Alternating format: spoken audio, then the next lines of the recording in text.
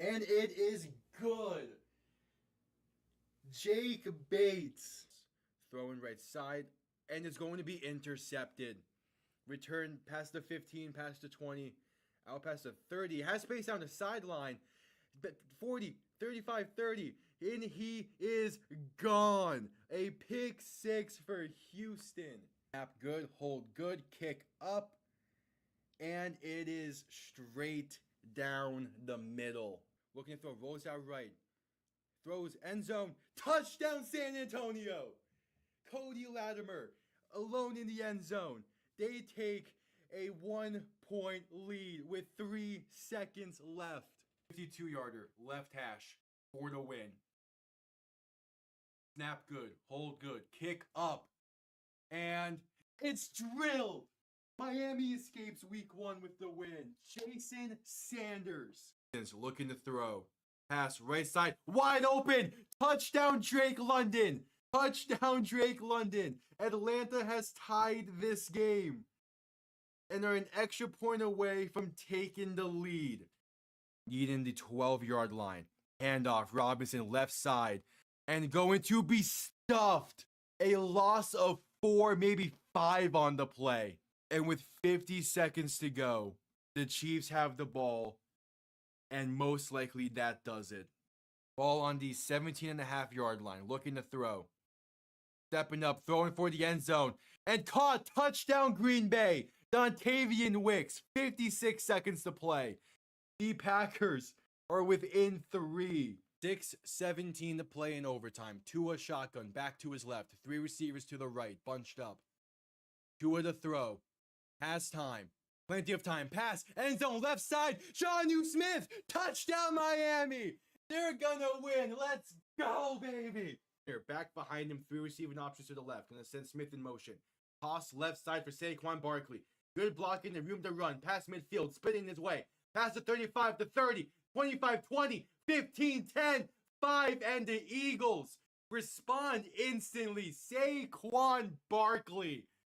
Oh my, making his presence felt. 1 play, 60 yards, 3rd and 9 from the 35.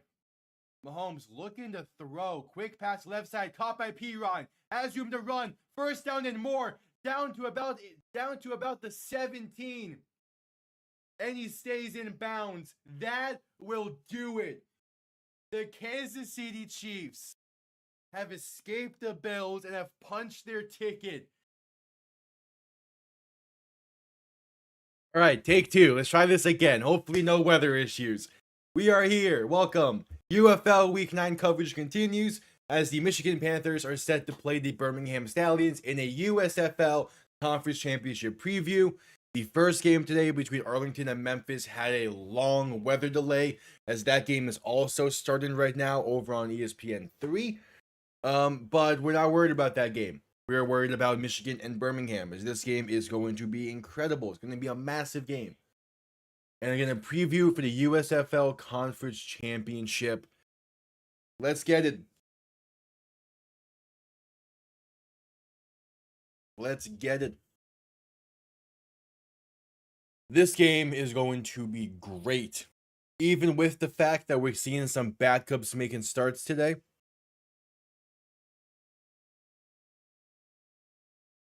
As Danny Edling is getting the start for Michigan, no Bryce Perkins. And we have Jamar Smith getting the start for the Stallions. No Alex Magoo just yet, though he is expected to be back come playoff time, I believe is the expectation. We shall see, but it should be a damn good one nonetheless. Michigan trying to exercise some demons right before the playoffs. They have yet to beat Birmingham since the start of really their time in the USFL as well. They're 0-6 currently against the Stallions. Once this year, 3 times last year, and then 2 times in the USFL in 2023. Can they get their first win today? Or is it going to have to come during the playoffs? We shall see. But we have this matchup, a week break, and then these 2 teams are right back at it in Birmingham for the playoffs. But of course, eyes are on this one, as it has been a great season for Michigan. They have been playing really, really well, some really good football. But Bryce Perkins missed last week's game due to injury. He is missing this week's game due to injury. Hopefully he will be back for the playoffs, but if not, it comes down to Danny Etling leading the way. We'll see how he does today against this Birmingham defense. Will be an interesting one. How is everyone doing?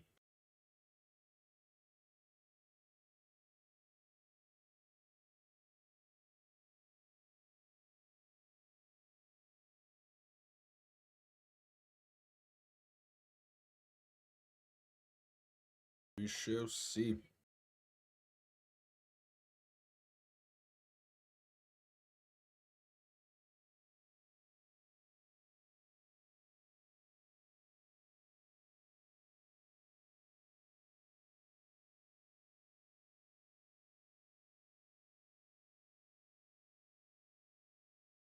This is going to be a real interesting one. Not too sure what to expect from the offenses.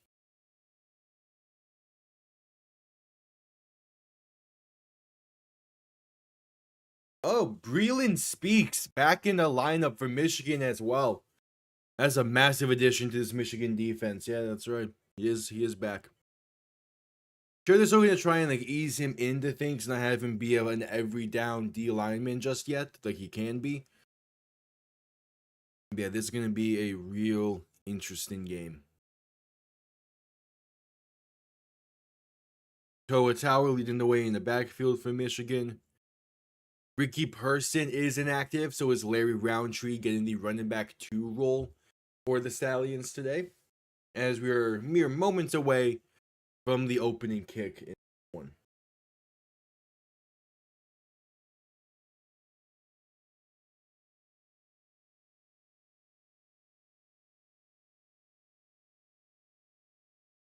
We shall see.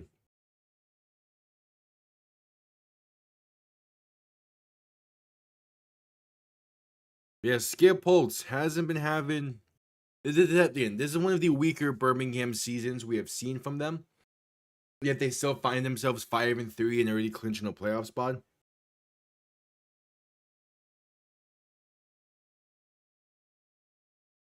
We shall see.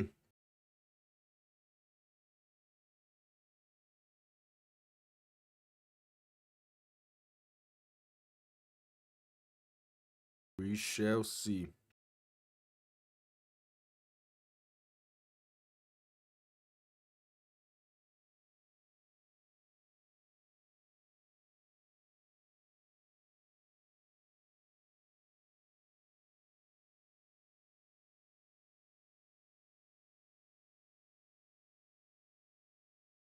Again, we're moments away from kickoff in a humid Birmingham, which should be a great preview of the USFL Conference Championship. I say a great preview. There's a good chance neither of these quarterbacks that are starting today are making starts for the playoff game. But we shall see as Michigan set to get the ball first in this one, as we are underway from Birmingham. Going to be returned beginning from about the goal line. And the opening kick is returned past the 25 to the 27. So out comes Danny Etling, former New England Patriot and LSU standout. Time to see what he can do here. I also already completely forgot Danny Etling was the backup in that Super Bowl 53 team.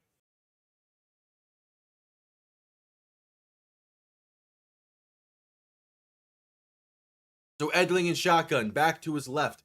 Two receiving options to each side. First play of the game is going to be a handoff to Toa Tawa that maybe gains half a yard, but not much going on that one.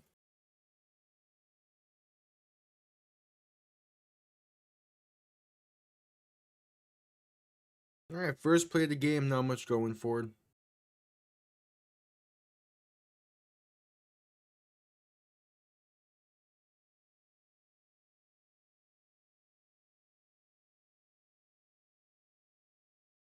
So Edling and shotgun back to his right. Two receiving options to each side. Get a motion to tight end right to left.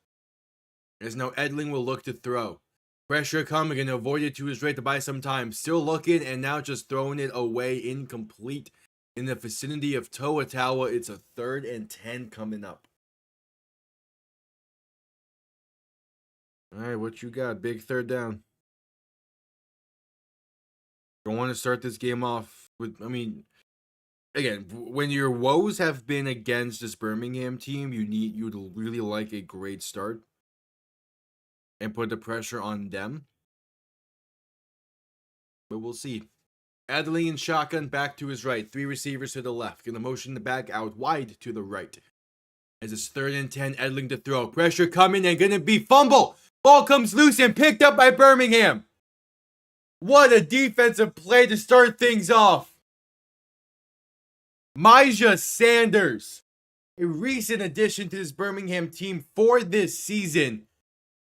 And he makes a big time play to start this game. He signed with them this past offseason. And he's out here making plays in big time moments. There is a penalty marker down. So we'll see. But that's not a great way to start if you're Michigan.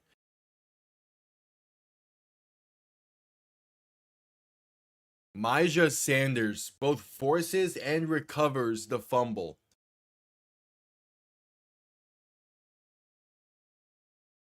Oh, but it's offsides on Birmingham. Michigan gets saved. It's a 3rd and 5. Ever so slightly timed that jump too soon. Or are they saying he lined up offsides?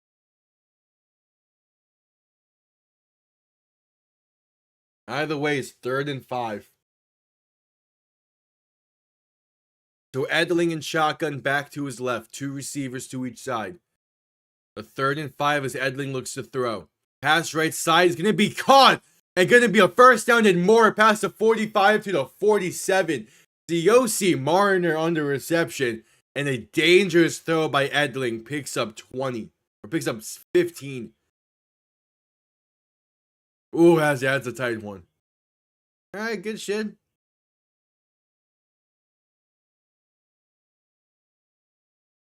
Gotta be able to keep it up. Edling in shotgun, back to his left. 3 receiving options to the left. As Edling's gonna hand this off up the middle for Tawa, and that is a gain of 2-ish.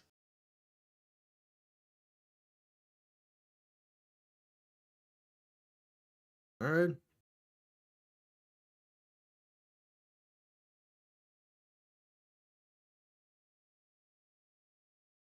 Now it's 2nd and 8 for the Panthers.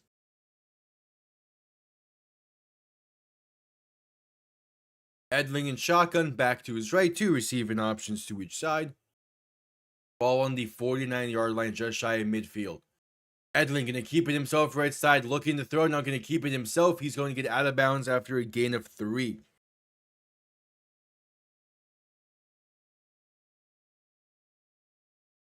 So a 3rd and 5 once again.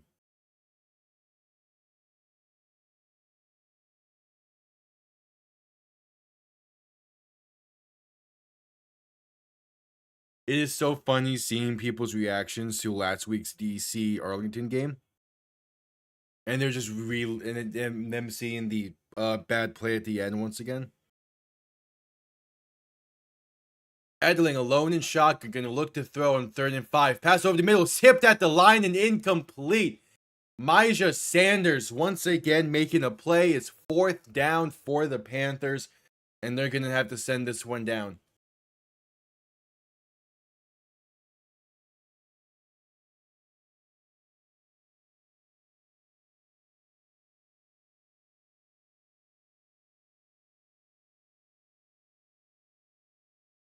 It was a 3-hour rain delay for the Arlington game. Just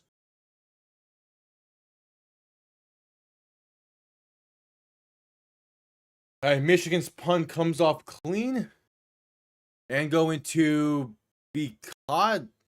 Are you seeing this out of bounds inside the 15, or did he catch it then go out of bounds? That makes a difference in field position. Either way, we probably can get into a commercial break here.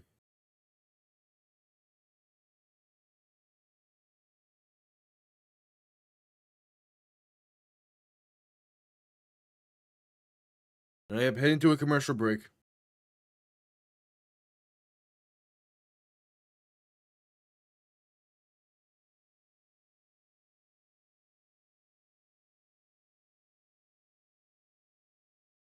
All right, we're getting reports about potential expansion stuff for next season, and part of it includes relocation, which I kind of expected. The current report is that UFL has filed new trademarks that signal the expansion. The report is 4 new teams for next year. That game, or Memphis Arlington, is being shown over on ESPN3 and ESPN Plus. So even if I wanted to do and call both games, I don't have access to it. But I can still keep up with like the box score and the UFL app that I have. So let's see.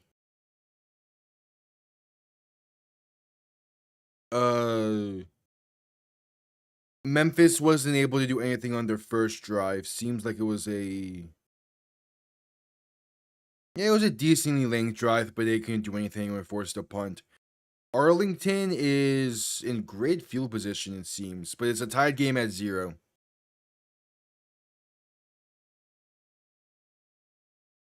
Yeah, nothing going on in that game just yet. Yeah, going back to the reports. The report said that there's going to be 4 different teams next year. 2 through relocation, 2 through expansion, which is really interesting.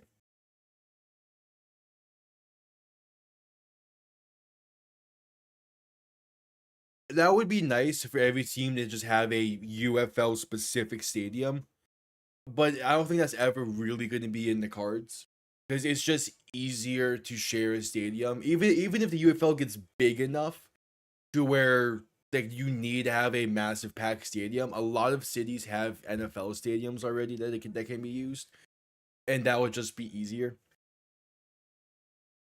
But we'll see.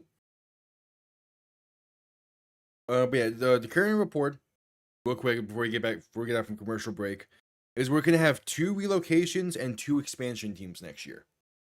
The idea seems to be that Memphis and Houston are the 2 most likely to be relocated. And then we're going to have expansion with Seattle most likely coming back in some capacity.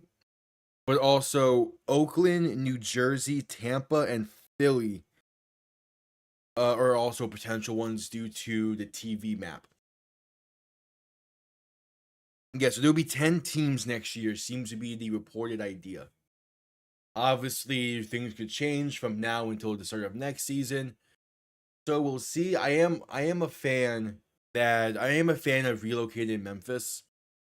Houston, I feel so bad for the fans in Houston because I know that they loved the Roughnecks back in the XFL, and they just were not handled properly when the XFL and USFL merged. As Smith is going to hand this off left side for CJ Marable, and that's a loss of about a yard, maybe 2. I honestly, that spot is not a great spot. Satan got back to the line of scrimmage. I don't fully agree with that. But yeah, not much going there on that first play of the drive for Birmingham.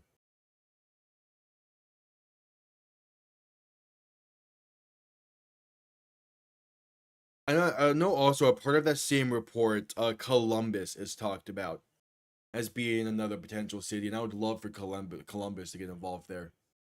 Smith looking to throw in 2nd and 10, has some time, pass right side is caught, and going to be a gain of 2, maybe 3 for Jay Sternberger. So a 3rd and 8 coming up.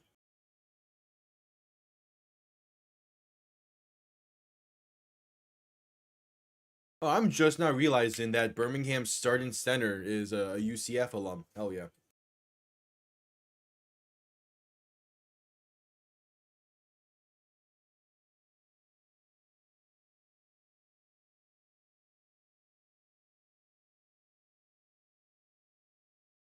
So a 3rd and 8. Jamar Smith and shotgun back to his right, looking to throw. Pressure coming. Again, escape it up the middle and keep it himself. Has some room. A 1st down and more. Past the 25. Sith bulldozing his way to about the 29. Jamar Smith, what a carry to keep the drive alive. Yeah, just they gave him the middle of the field and some good blocking as well. Oh, DJ Miller didn't stand a chance along that sideline, lowering the shoulder and just plastering him. Jeez. So Smith and shotgun back to his left, three receivers to the right, ball on the 28-yard line. Gonna toss this left side for CJ Marable, who has some room and some decent enough blocking to gain about 4 on the play with a penalty marker down.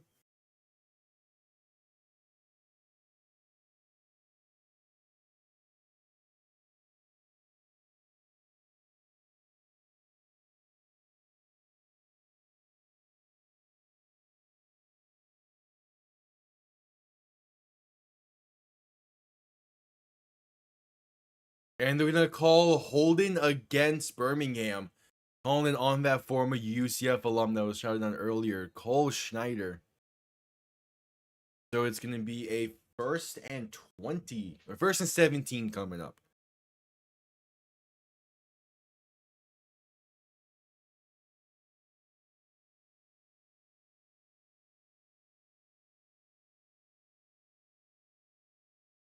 So Smith and shotgun back to his left, looking to throw. Quick pass left side is caught for a screen. That's going to get those 7 yards right back for Davion Davis. It was 2nd and 10.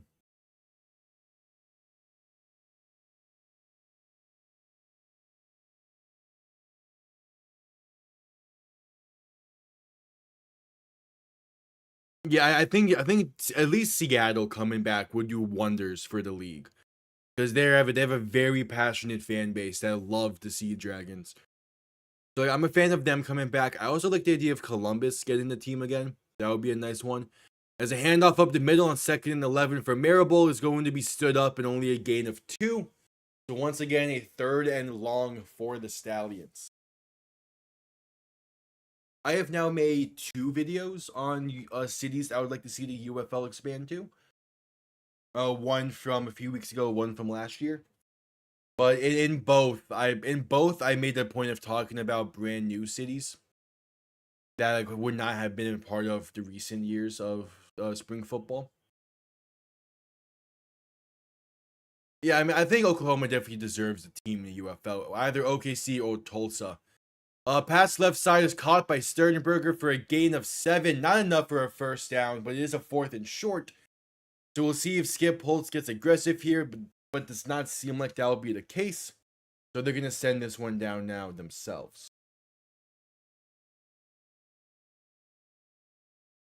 Yeah, I definitely would like to see a team in Oklahoma. Again, either OKC or Tulsa. But yeah, in that video I did last year about UFL expansion, I highlighted Tulsa as the main one. But OKC works the same. I wouldn't be opposed to it. So I could see OKC or Tulsa being where you relocate a team to. As punt comes off clean, will be fair caught at the 20. You probably relocate either Memphis or Houston to OKC/Tulsa, and then you relocate the other to Seattle, and then you expand to like an Oakland and Columbus. Yeah, you don't need the 3 Texas teams. We're heading to a commercial break, by the way. I would like to see San Antonio rebrand, if anything. I don't really. Even when the Brahmas became a thing in the XFL, I was not a big fan of that branding. And a lot of people have pointed it out in recent weeks, but it does feel like that Brandon and that team has less to do with the city of San Antonio and more to do with Dwayne Johnson, as his personal company logo is very similar to the Brahmas logo. So it's like you need something that really harks to that city to make it really to make the people care about the team. So I would like to see San Antonio rebrand. I don't think you have a need for him to relocate. I think they'll do just fine. But definitely a rebrand of some sort would be needed in San Antonio.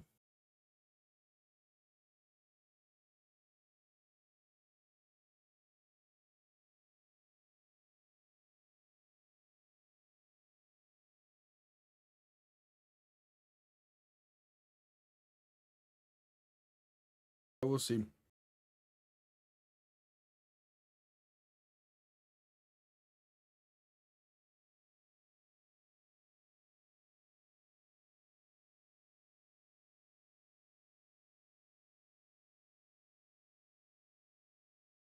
Go like commercial break.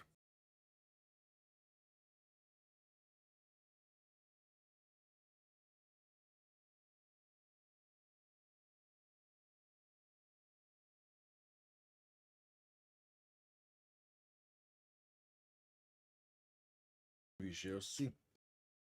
Both offenses not really having the success I thought they were going to have so far. In the sense that neither team is, I mean, Michigan crossed the midfield, but really only had that one play. Yeah, I mean, I could see New Orleans and Baton Rouge be in a good spot. They definitely do have a passionate sports fan base there. I'm just not sure how well it would work. And exactly like what branding you give them. Because for as much as like the Breakers branding could work, I'm just not sure. I think you need to change up the branding a bit to make it more, I want to say more New Orleans, but just change up the branding to better fit that city. So yeah, showing highlights now of Danny Edling in his time in New England.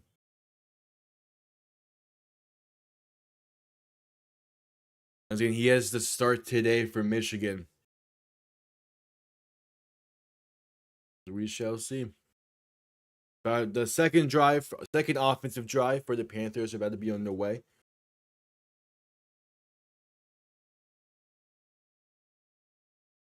Talking to Danny Edling's father over there. That's cool. Hell yeah. As Edling in shotgun back to his right, three receivers to the left will look to throw. Edling has some time, pass over the middle is incomplete, slightly behind Malik Turner, and couldn't hang on to that one.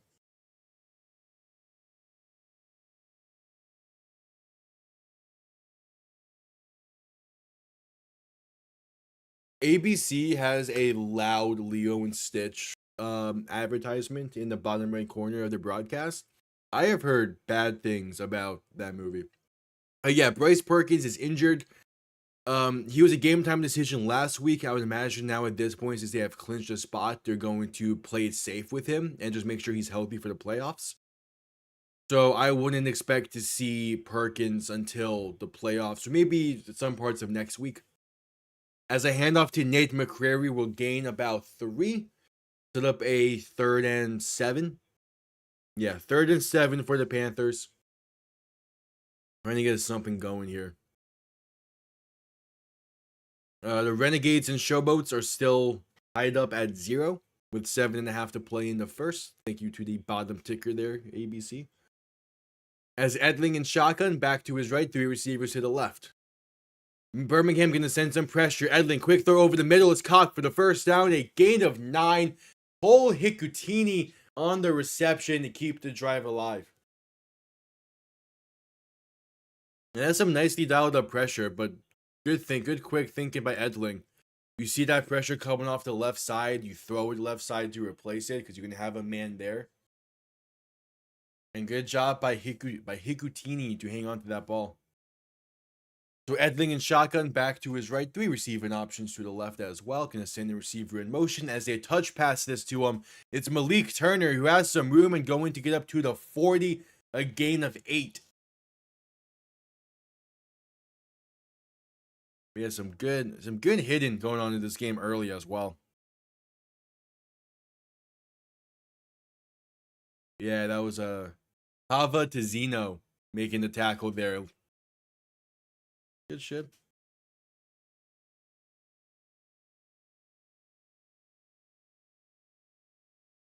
It's not great. Yeah, you definitely think after all the time that Birmingham has been there and been successful that the attendance would be better, but I don't know. 2nd and 2, Edling, we're going to keep it himself right side, but going to be brought down behind the line. A loss of 5 as Kava Tazino makes the tackle behind the line.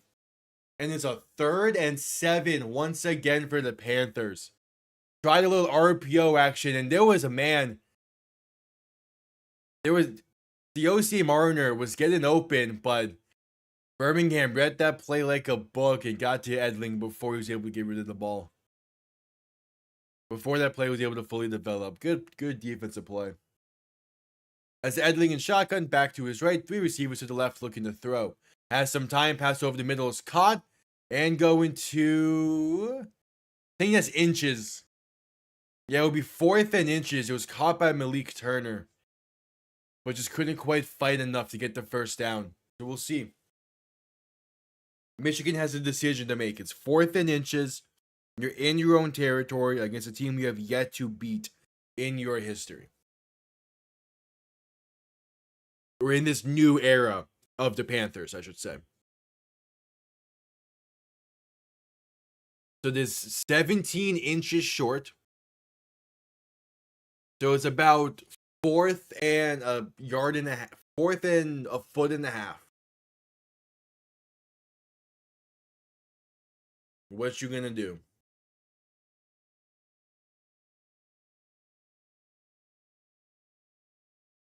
I don't fully love or hate this decision to keep the offense on the field. I think at the very least you have to try and get him to jump off sides. They have been very aggressive so far in this game.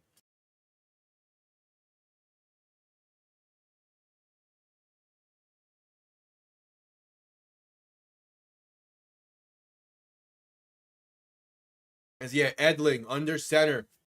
Back behind him, gonna send a receiver in motion right to left. They snap the ball. QB sneak for Edling. Does he get it?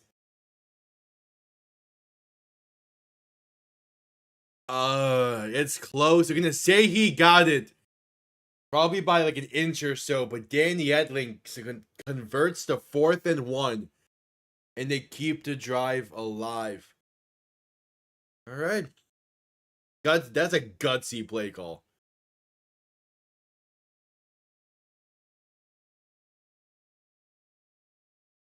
So 2.5 to play in the first quarter. Edling and shotgun back to his left. 3 receiving options to the right will look to throw. Quick pass right side caught by Hikutini, who's going to get a gain of 2. Not much going there.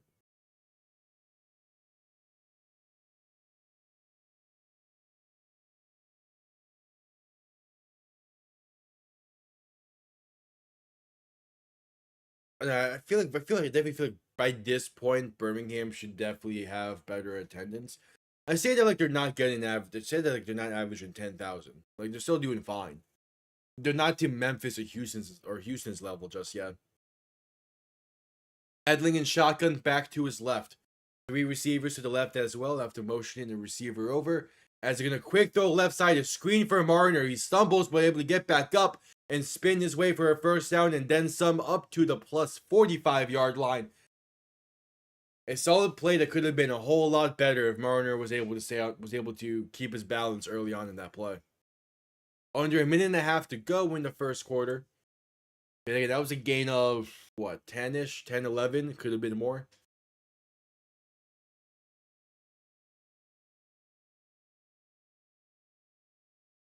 So Edling in shotgun back to his right, 3 receiving options to the right as well.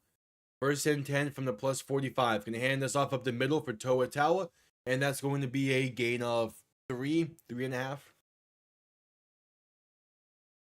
Need one more play before the end of the first quarter.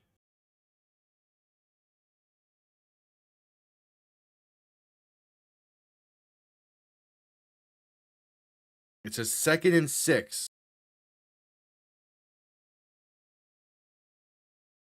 We're getting more and more updates about these expansion reports. So after this play, Edling and shotgun back to his right, going to hand this off up the middle once again for Tawa, and that's a gain of 2.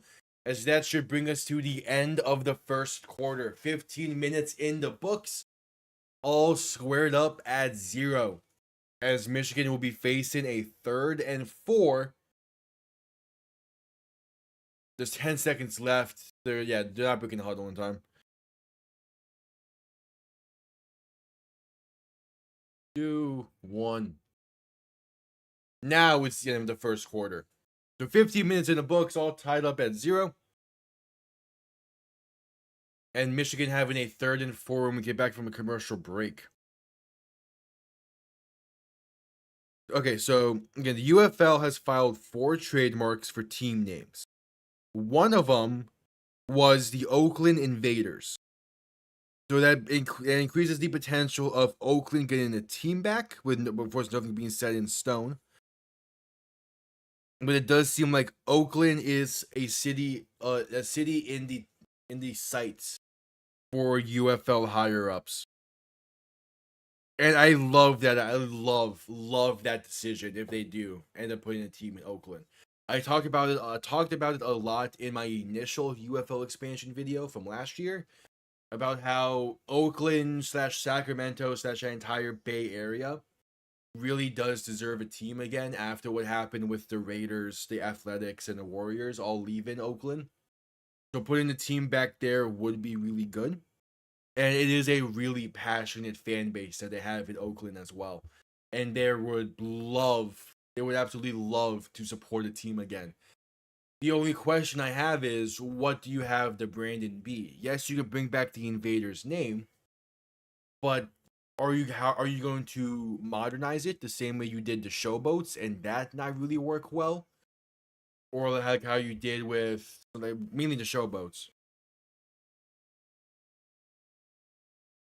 Or are you going to just keep it how it was? Which, looking at this initial branding for the Oakland Invaders, that is a very Winnipeg Bombers-esque jersey style and jersey and uniform.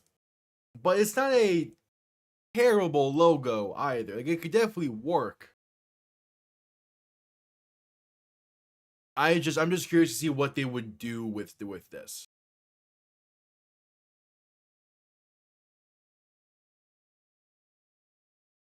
Because like they changed Memphis's branding, or they modernized the Memphis Showboats from what was a really beautiful color scheme in the original USFL to what is this very weird yellow and navy. The original Oakland Invaders had this yellow and blue look that kind of was like the Chargers. But we'll see.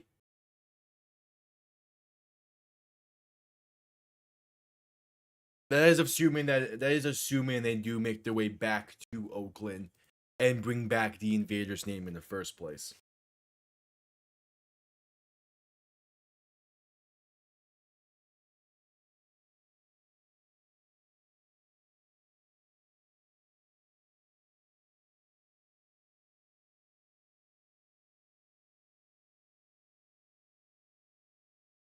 And then the question is also like, where do you have them play in Oakland? Do you really want to bring back, use the Coliseum again? Which would definitely, like, the Coliseum already did not look good for Raiders games and Athletics games, the tail end of their stay there. You're not going to be filling out the Oakland Coliseum your first year or so in the UFL. Do you put them there? Do you put them in a different stadium that might have like slightly smaller, that has a smaller attendance number, but will look better on the broadcast? Like, you have choices to make. Well, that's for the higher ups to decide. As we're back from commercial break, Edling and Shotgun back behind him. 2 receiving options to each side. Now 3 receiving options to the right as they hand this off to Tower up the middle. And he goes nowhere. Stuffed at the line. This Birmingham front 7 playing really, really well today. It is 4th down for the Panthers. And they have a choice to make.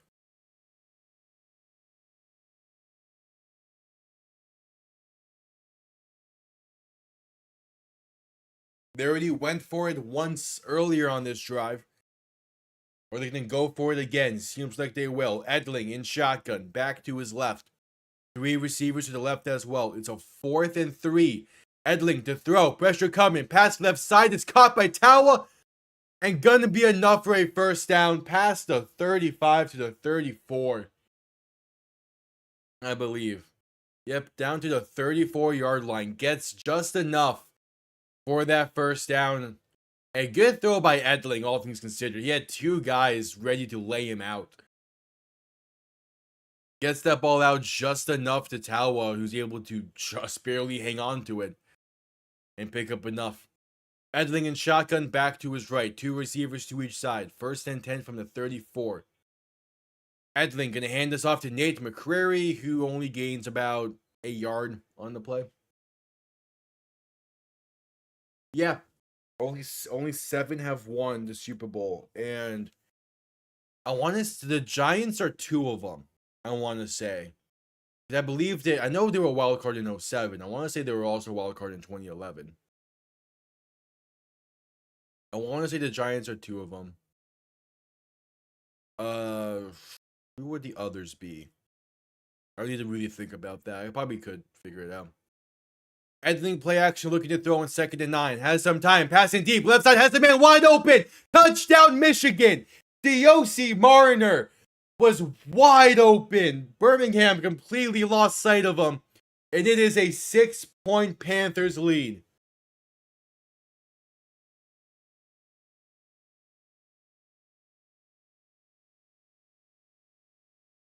Okay.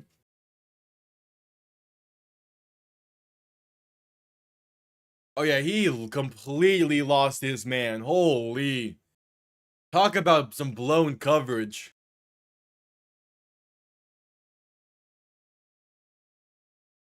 And now Michigan will go for the 1-point try from the 2. Idling in shotgun back to his right. 3 receiving options to the right side as well. Going to keep it himself. Throwing right side. And that's caught by Samson Nakua for the conversion. Oh, Packers were the 2011 one. So I'm thinking of 20. Yeah, Packers in the 2011-2012 season. The Giants in the 2010-11 season. Bucks in 2021. Steelers in 05. Yeah, okay. That will make sense.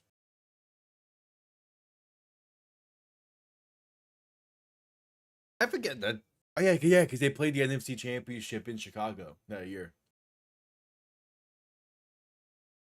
As we're heading to a commercial break.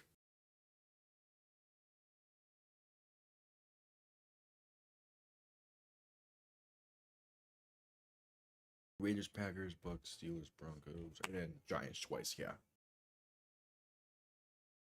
Because the Giants were the last team to win a Super Bowl with only 9 wins. As in that 2010-11 season, they went 9-7.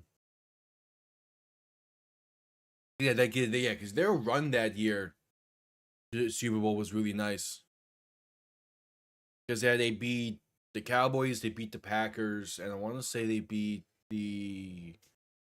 not the Cardinals. I want to say they beat I forget who the other team they beat was. Obviously the Patriots in the end, but I know they had a nice run as well.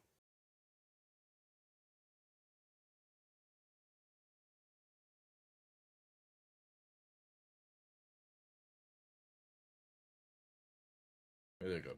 Yeah, 2011 New York Giants. Because it was the 2010-11 Packers. Yeah. They lost to the Raiders 27-0. But to be fair though, that was a really good Raiders team that they lost to. As 2 years later they make the Super Bowl. But the big thing was again they beat the Colts in a wild card round that year. And that was the last time they won a playoff game. But hey, still, I'll take the 27-0 over what happened in 1999. Dan Marino's last game was a shellacking by the Jaguars. We got killed in that game. Oh, yeah, the 2011 Giants. They beat the Falcons, the Packers, the 49ers, and the Patriots. That was a good run that they did. That was a real good run. And then in, the 07 team, it was Tampa, Dallas, Green Bay, and New England.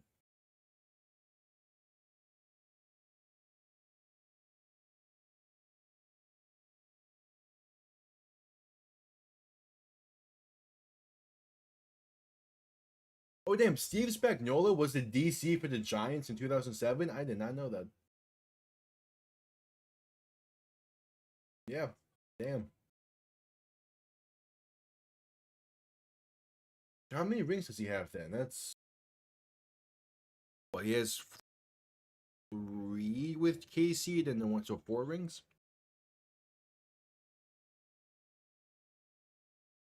Yeah, I remember that Packers Bears NFC Championship game. Because you have I forget his name, but you have the big man D tackle. I want to say Rajay something. With the pick 6 against Color to end the game. I want to say Rajay Spears, but I know that's not it.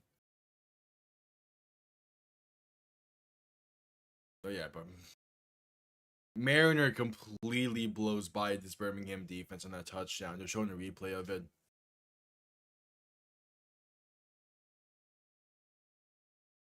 I don't want to say Rajay Davis, but I don't think that's correct either for the Packers play I'm thinking about. Whatever. Michigan sends this one down. And that's going to bounce before the 20 and be a penalty on Michigan.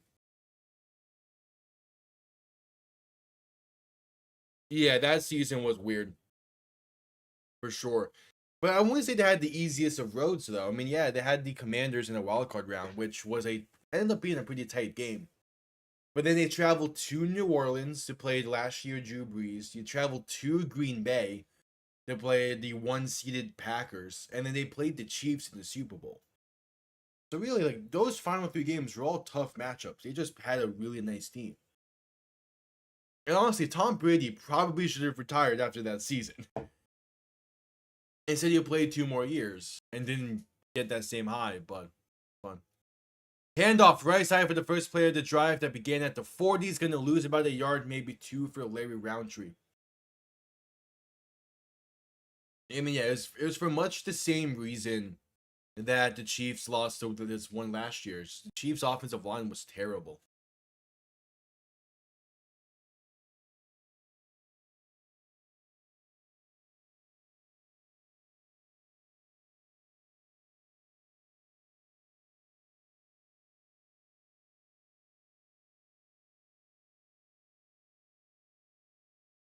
Second and 11, Smith to throw, pass left side, caught by Roundtree, and going to get about 3 on the play.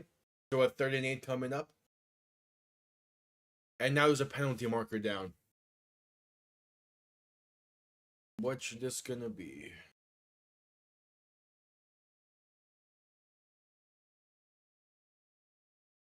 If Tennessee makes the AFC Championship game, that would be an insane turnaround season. I just don't see it. I think they'll be a lot better than last year. I think they'll be fighting for a playoff spot for sure. I just don't see them making that far in the playoffs if they do make it. It was a holding call against Birmingham, so it's 2nd and 21 now for the Stallions. Under 12 minutes of play in the first half.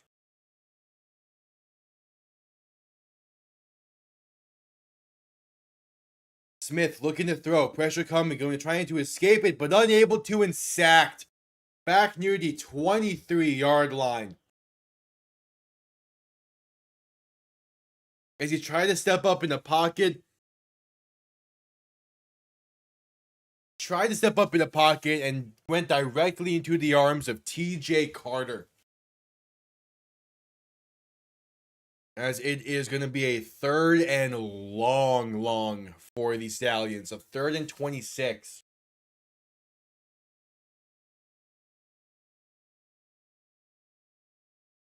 Smith in shotgun. Play action looking to throw. Has some time. Now going to step up. Throwing over the middle. Has a man that's caught. And going to be a first down for the Stallions. They get 27. Cade Johnson on the reception and some yards after the catch. What a play call for the Stallions. As he was wide open over the middle. Breaks 1 tackle and fights just enough to get the first. Holy.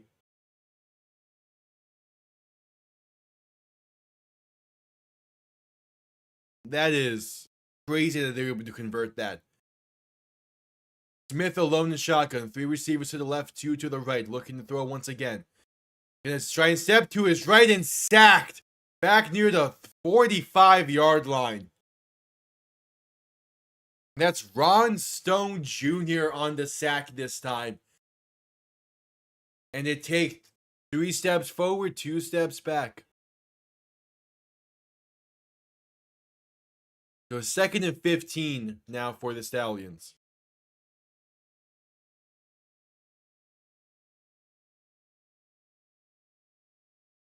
Smith in shotgun back to his right. 3 receivers to the left. Looking to throw. Quick pass right side. Caught by Roundtree for a screen. That's going to lose 2 with a penalty marker down.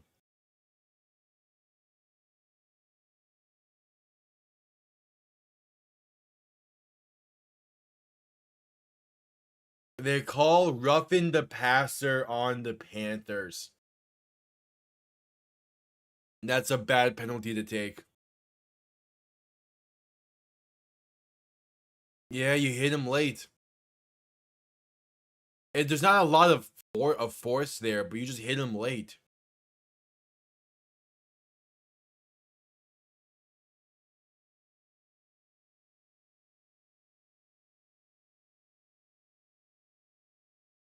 So 1st and 10 after the roughing the passer penalty, ball on the +40. The first time the Stallions have crossed midfield today. Smith and shotgun back to his left. 3 receivers to the left as well. Gonna look to throw. Quick pass left side, caught by Amari Rogers, and that goes nowhere.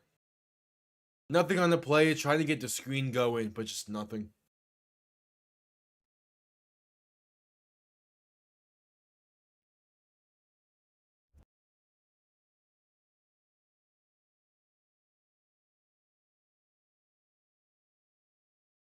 All right, 2nd and 10 for the Stallions now.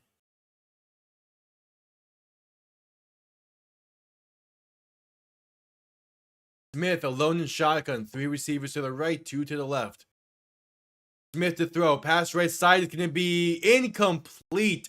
Looking for K. Johnson, but pass was a little bit too far inside, and then gets tipped around and falls harmlessly to the ground. 3rd and 10. It was there as well. If that's placed more outside, it's going to be a 1st down for the Stallions.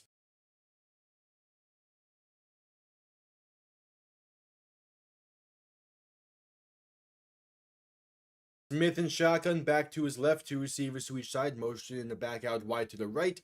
As there's movement up front, going to be a false start on the Stallions with 8:16 to play in the half.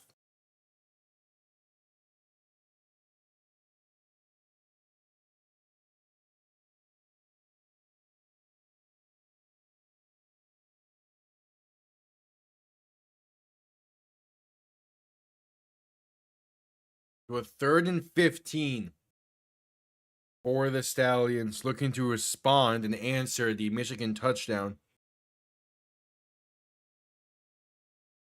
Smith and shotgun back to his left, 3 receivers to the right.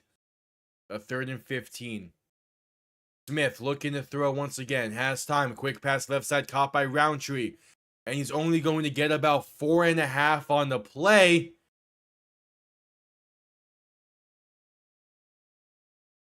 No penalty? Michigan got lucky there that there was no taunting called. Yeah, Skip Holtz is not happy about that. Not happy about that play. You throw it 2 yards behind the line on 3rd and long. I don't get it. As on comes the punting unit.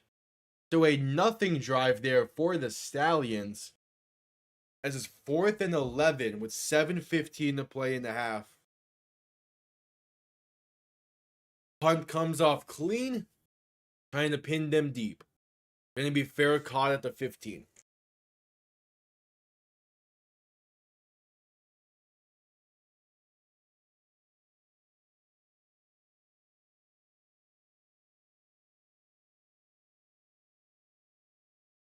All right, 7 minutes to play now.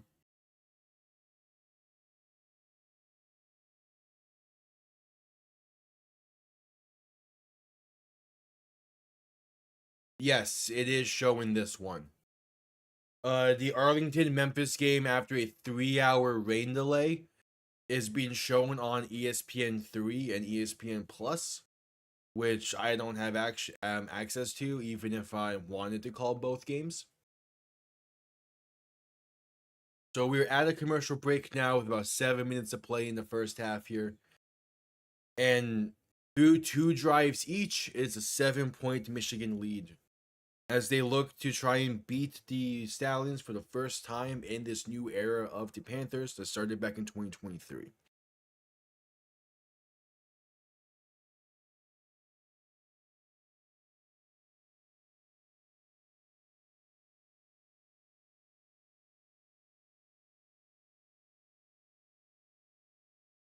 But it does seem like Memphis's defense it's been playing quite well in this one. Let's check the app. It's a 9-6 game with 9.5 to play in the first half over there between the Renegades and the Showboats. So it has certainly been a game.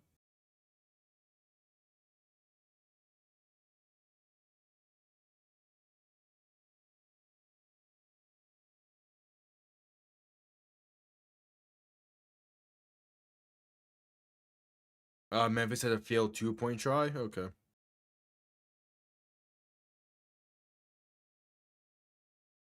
Yeah.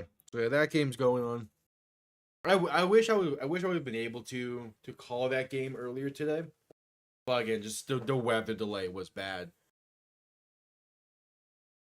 so I didn't really have a choice in the matter. No, there's one more week. There's next week, week 10, which has some good games as well as the week 10 kicks off with the Battlehawks playing the Defenders in DC. An XFL Conference Championship preview. We also have Houston playing Michigan to end the season. As those two games are going to be the best games of Week 10, probably. But yeah. We got about... We have next week, so we got about 3 weeks left.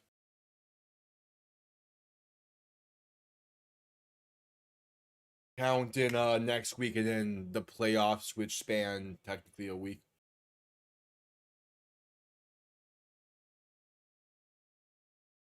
Yeah, showcasing the last time the Panthers beat the Stallions all the way back in 1983 in a 9-7 game.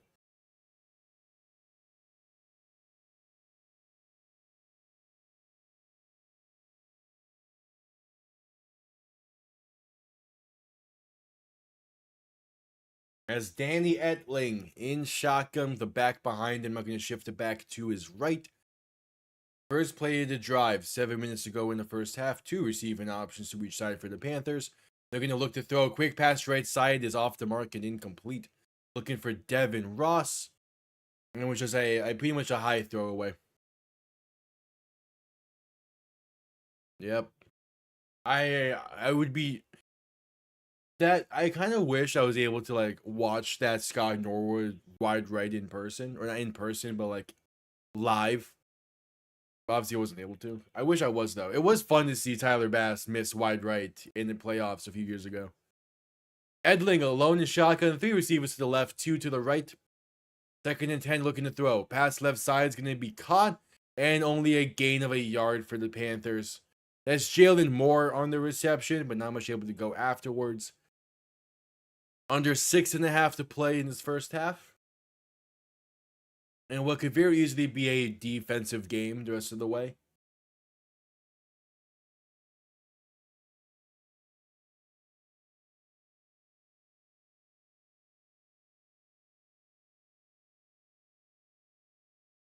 Edling in shotgun, back to his right. 3 receivers to the right as well. Could just shift it back to his left as Edling looks to throw. Pressure coming and try to avoid it to his left. Has some time. Throw in left side and it's incomplete. A low throw and it's a 3 and out for the Panthers. Trying to get that one to Gunnar Oaks. Instead, it falls about 2 yards short.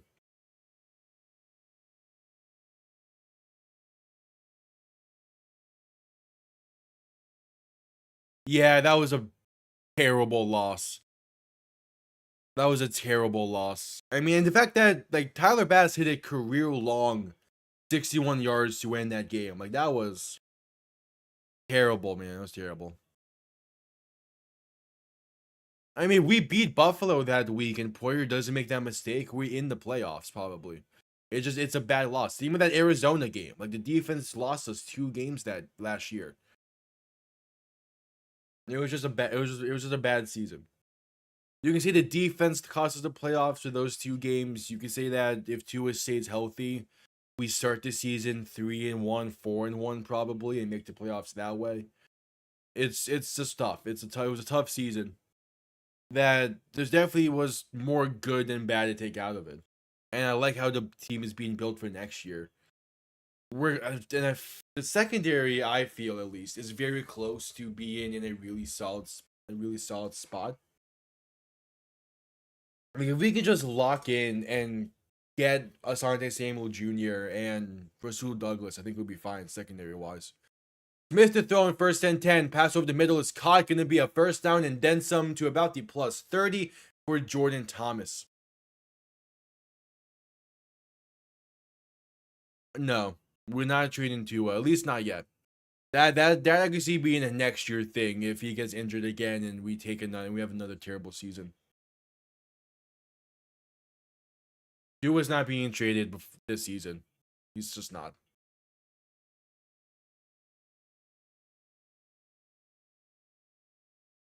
Smith and shotgun back to his left, three receiving options to the left, I believe. Gonna hand this off up the middle for CJ Marable, and that's only gonna gain about a yard, if that.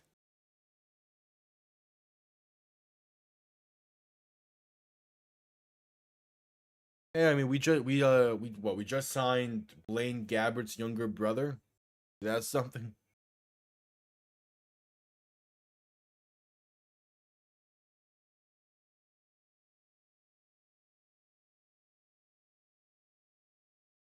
I mean, like if we sign Asante Samuel Jr. and Rasul Douglas, I kind of like where secondary is just because of how good I feel like our front seven will be. Smith to throw in their second and 9, gonna pass this left side, which is caught by Jalen Camp up to the 20. Yeah, Andrew Beasley talking on the sideline here. He played briefly earlier in the season. I think around week 5 he played. And he did pretty well, but ended up getting injured in that game.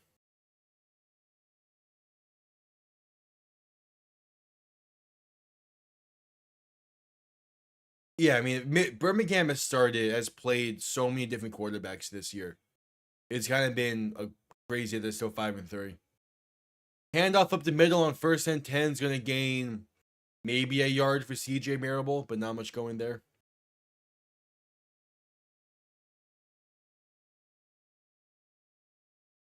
For spring. I would say more so 2023 Browns if it was spring. Because, I mean, Birmingham's still making the playoffs.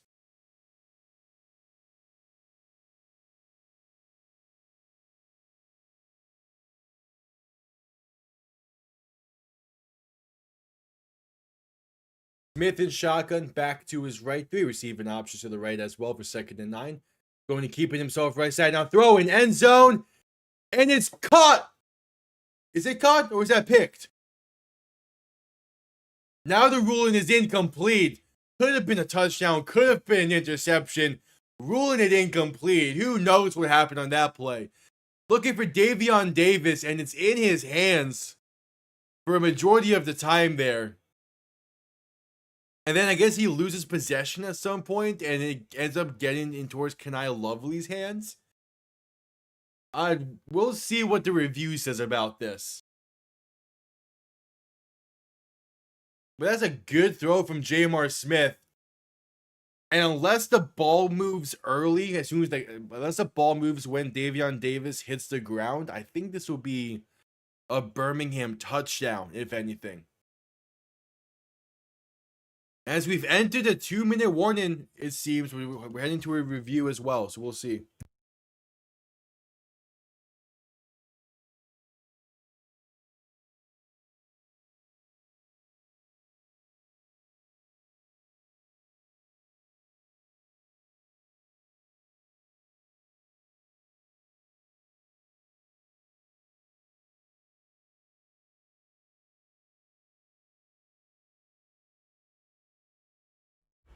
All right, they're heading to a commercial break while they review this. From what Mike Pierre was saying for a brief moment there is that they gotta make sure that the ball doesn't get popped loose at all as he's going to the ground and completing the process. So we'll see. Gonna be close. We shall see.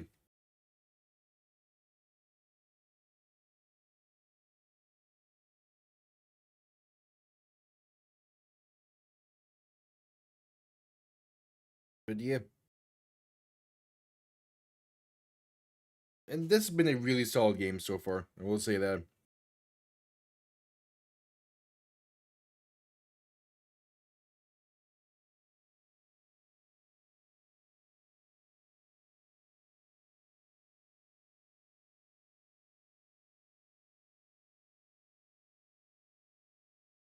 We shall see.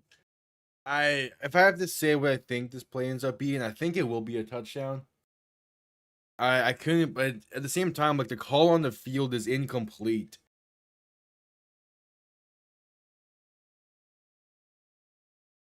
And it's just can you see properly that the ball comes loose there? It might be too close to overturn. We'll see.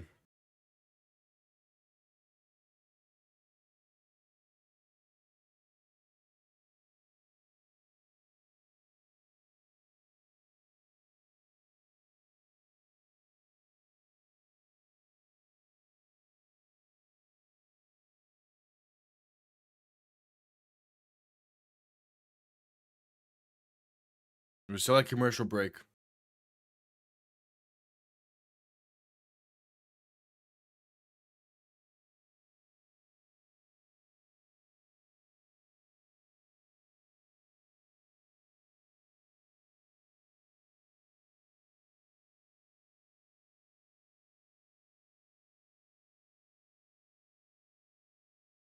Still at commercial break. They're taking their time to review this. It's technically the 2-minute warning right now. If it is ruled incomplete, if they do go back and say this is a touchdown, they'll add time back on the clock.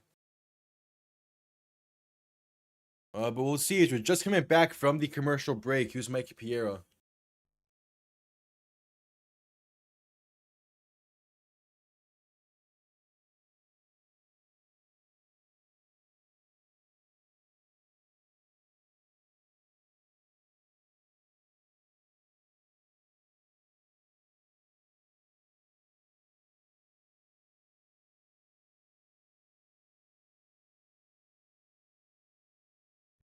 Ruling on the field stands as incomplete, as that call on the field was crucial into it being ruled incomplete, as there just wasn't enough evidence to overturn it. So it's a 3rd and 9 for the Stallions, 2 minutes to play in the half. Smith and shotgun back to his left, 3 receivers to the right, ball on the +19. Smith to throw, pressure coming, pass, left side end zone, and caught! Touchdown Birmingham! Deon Cain with a defender draped around him. And ball, hey, Stallions say ball don't lie. There's their 6. Penalty marker is a DPI against Michigan that will be declined, and it's a touchdown for the Stallions. They get their touchdown one way or another.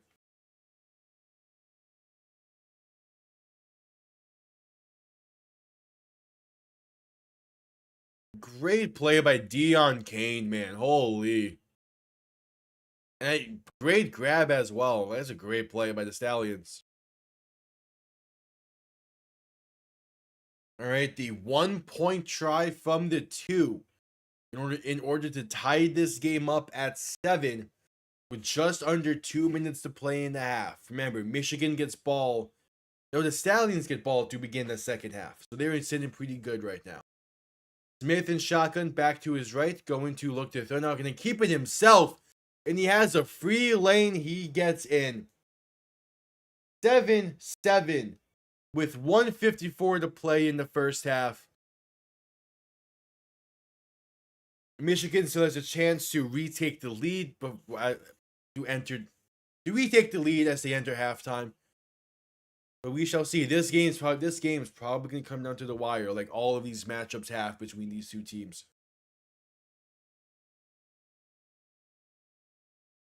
Maybe not all, but the majority of the matchups.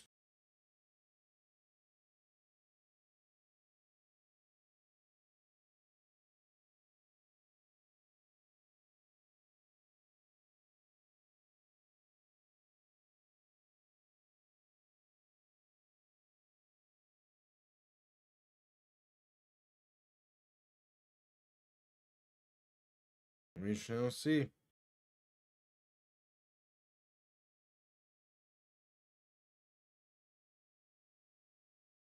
So Michigan said to send this one down after the touchdown. And there we go. Kick comes off. Kick underway. Going to be returned beginning from inside the 10. And going to have some room. The camera's not doing this justice. Get up to about the 36, 37. Yeah, that camera did not do that play. Did not follow that play well.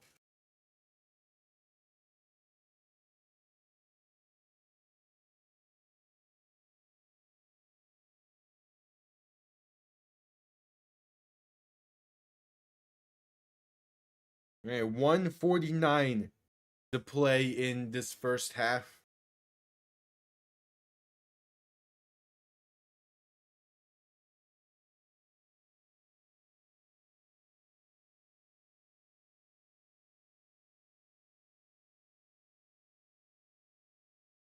As Danny Edling takes the field once again. They're interviewing Jamar Smith on the sideline right now as we await this next Michigan drive. Edling in shotgun back to his right, three receiving options to the right. As Edling will hand this off up the middle for Toa Tawa, who's going to spin his way to the 41-yard line, a gain of 4, maybe 5.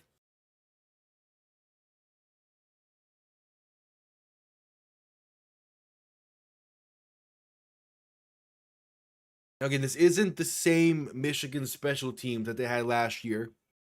Last year, you were looking to get inside the 45 for field goal range. This year, you're looking to get inside the 37-ish.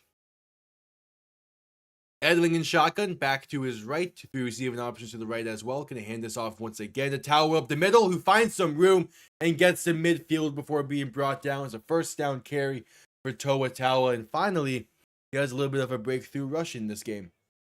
He's been pretty much held in check so far. But with 1:07 to play in the first half and all 3 timeouts, the Panthers are looking to get into field goal range at the very least. Edling in shotgun, back to his right, 2 receivers to each side. Ball on midfield, going to hand this off up the middle for Tawa once again with a penalty marker down.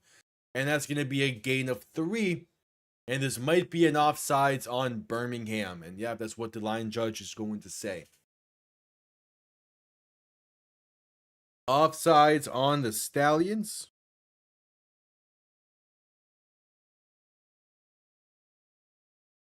So 45 seconds to play. A 1st and 5 coming up.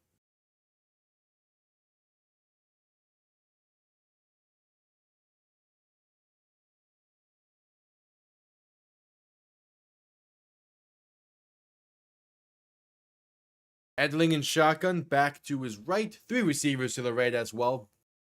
45 seconds left in the half. Edling to throw. Pass over the middle is caught by Malik Turner, who's going to get only a gain of 4. It's 2nd and 1 coming up. Clock continues to tick. And now there is a stoppage as Michigan will call their first timeout.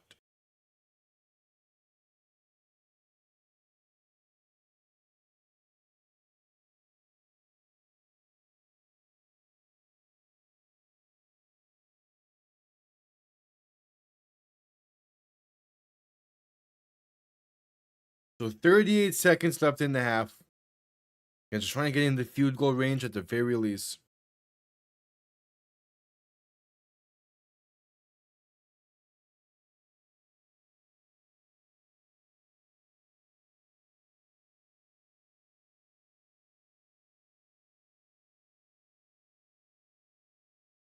Second and 1 coming up.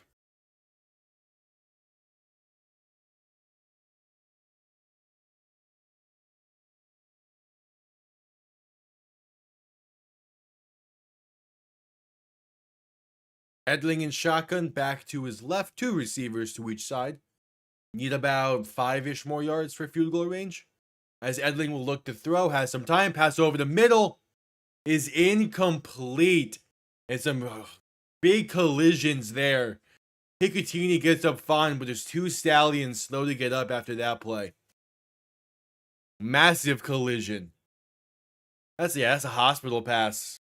Throws it too far inside. And Hikutini avoids the collision, but again, two Stallions collide helmet to helmet. Oh, that's tough ones. It's AJ Thomas and Jaheim Carter, who are both slow to get up after colliding on that play. Hoping the best for the both of them. Carter is now up and heading towards the Stallion under his own power, and I believe AJ Thomas has done the same as well. But yeah, that's not a great play. So Hikutini stopped over the middle. Edling expected him to keep running, so Edling threw it more inside, and thus it led to that collision. But yeah, 3rd and 1 now. Edling and shotgun back to his right. 3 receiving options to the right as well. Can a motion receiver over as they hand us off up the middle for Nate McCrary, and that's a gain of 2 and a first down. So the clock will ever so briefly stop, as we're at 29 seconds left in the first half. Michigan still has 2 timeouts, and Birmingham has had to call a timeout because of that injury timeout. And now Michigan is calling their 2nd timeout.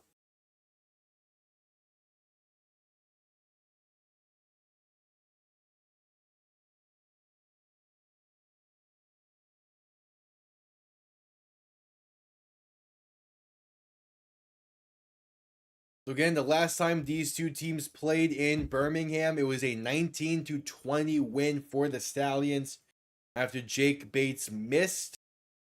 After Jake Bates missed what would have been a game-winning field goal. And then in the USFL Conference Championship game, this was an all-Stallions win that led them to end up getting their three-peat. So now these two teams are playing this week in Birmingham, and then they'll be playing each other once again in just 2 weeks' time for the USFL Conference Championship, as Edling looks to throw in 1st and 10. Pass over the middle is dropped by Nate McCrary. 25 seconds left to go in the first half. Looking for about 3-ish more yards for field goal range.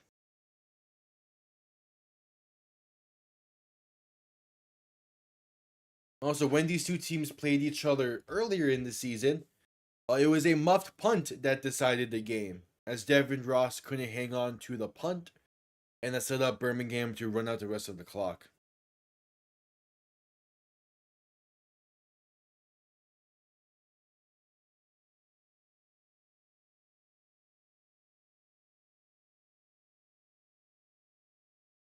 So BT Potter warming up on the sideline. He has a career long of 52 yards, which was in that national championship game against LSU in 2018.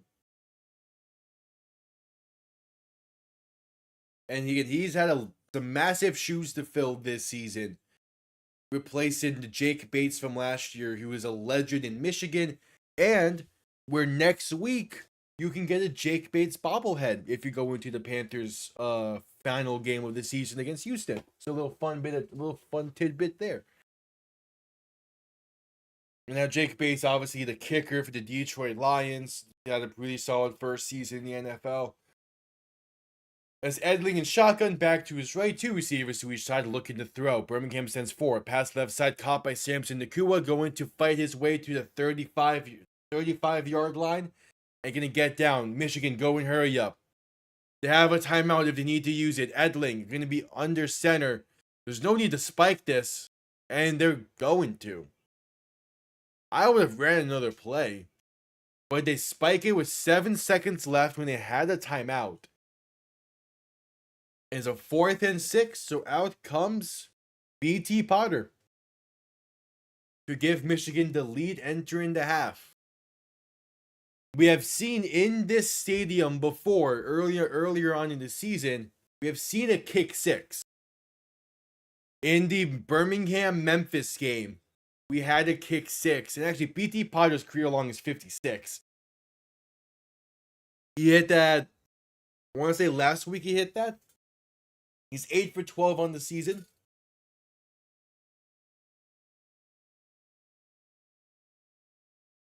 Okay, and now Michigan will use their final timeout.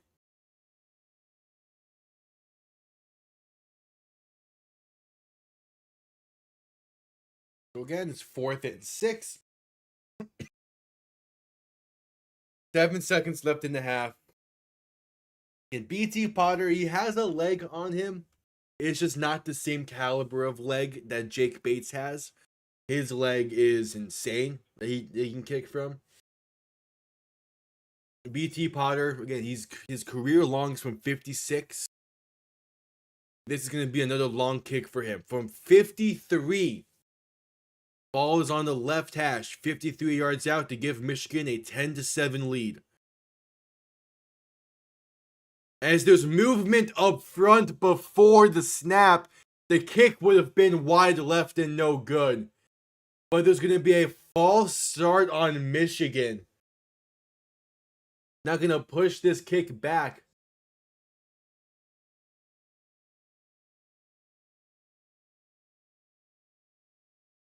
Yep, false start on the Panthers. So what was from 53 yards out will now be from 58.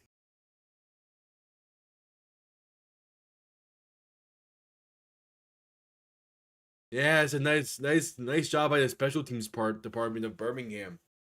You start out, you line up your block unit out wider, and then on a call you move them inside to try and get the offensive lineman to jump, and it worked there. So now a potential for a new career long for BT Potter. A 58-yard kick. Why does Birmingham have no one back there to return this? The kick is up, and he missed it wide left again. He had the leg. Didn't have the accuracy. Just 3 seconds on the clock. Birmingham gets ball to begin the second half. And now they have ball with 3 seconds left. They can run one more play if they want to. He has the leg on that kick. He 100% has the leg on that kick. Just needs the accuracy.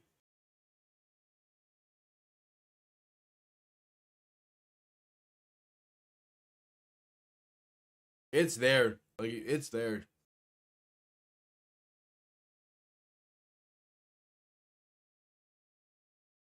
All right, Birmingham is just going to need this one to the half. So we've reached halftime between the Stallions and the Panthers. All tied up at 7 with the Stallions set to get the ball to begin the second half. Since we have entered halftime, I'm going to quickly be right back.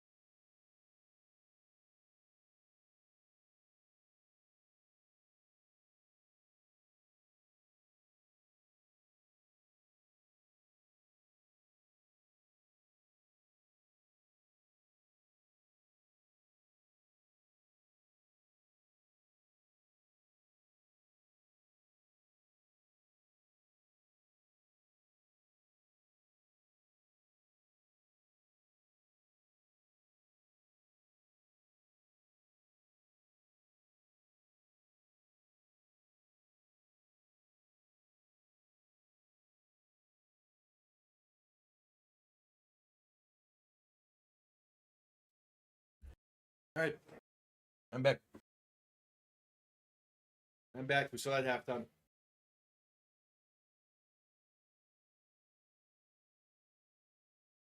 How's the Arlington Memphis game going?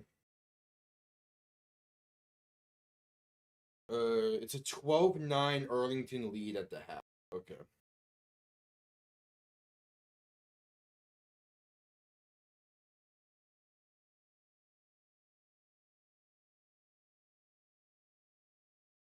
Oh, I'm sorry. What? Coach Netkoff is starting game 3 tonight?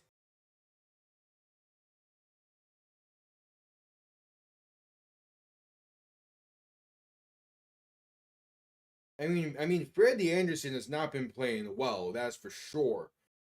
But really,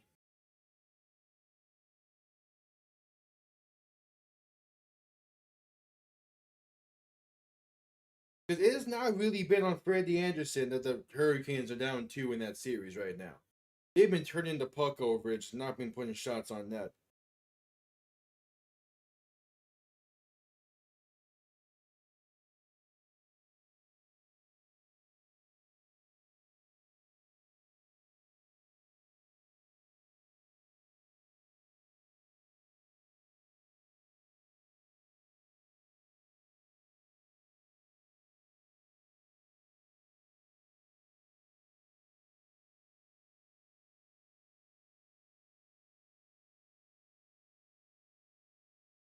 As we're still at halftime in this one.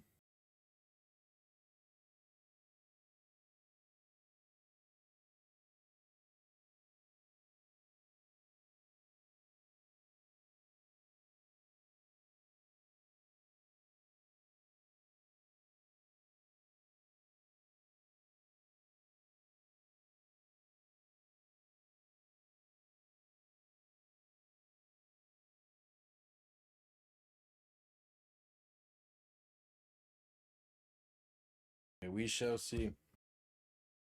This game is as close as I expected it to it.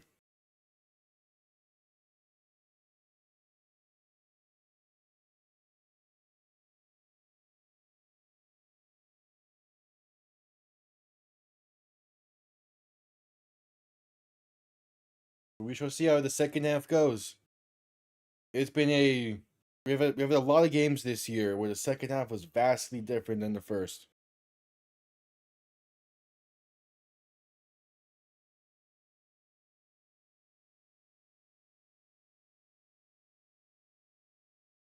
We shall see.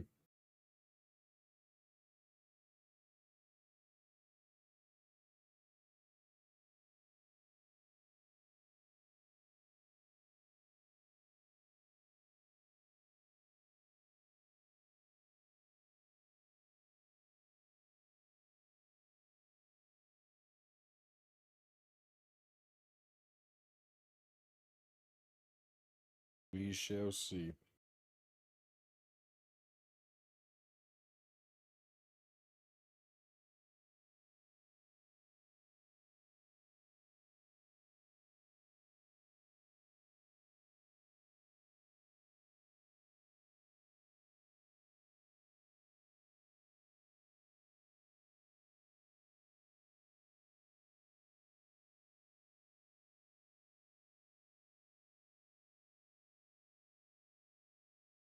Yeah, both the Stallion, not Stallions, the Panthers and the Battlehawks are tied for the highest odds in terms of winning winning it all this year. So we'll see.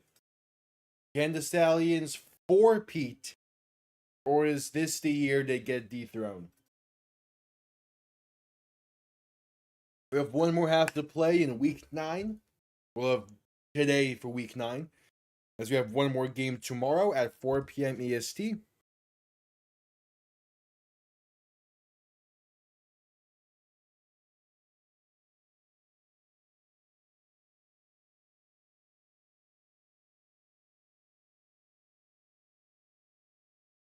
We shall see.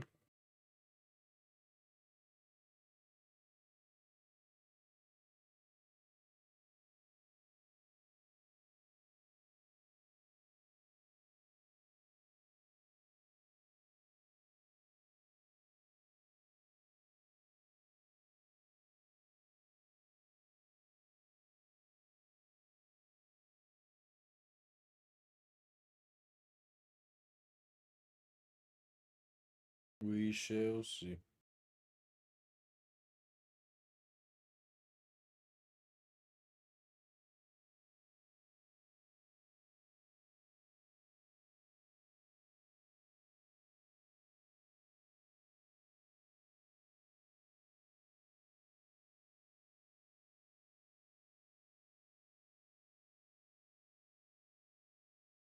One half a play left.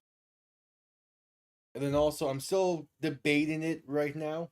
I'm not fully sure, but uh, there's a chance that I'm also going to be going live for every game of the Stanley Cup Finals, assuming the Panthers are in it. There's a chance that I decide to go live for those games as well. I'm not fully sure just yet, in part because I'm not sure how well I would do for those, like going live for those games. But we'll see, because I'm not as I want to say I'm not as like knowledgeable about the NHL as I am about football as a whole and the NFL and UFL. But it's still like gonna be still gonna be fun nonetheless. It won't be like as I won't say as deep, but like it won't be the same feel as these are.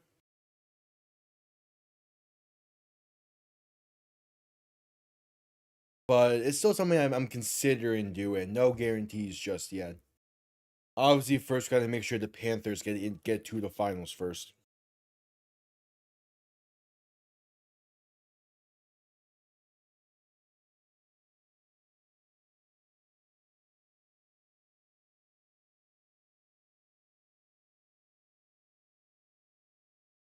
As I'm pretty sure we are just exiting halftime. The second half will be underway here shortly.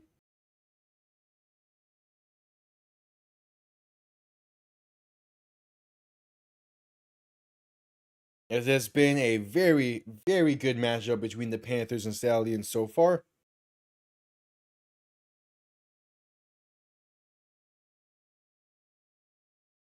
Yep, the third quarter about to be underway.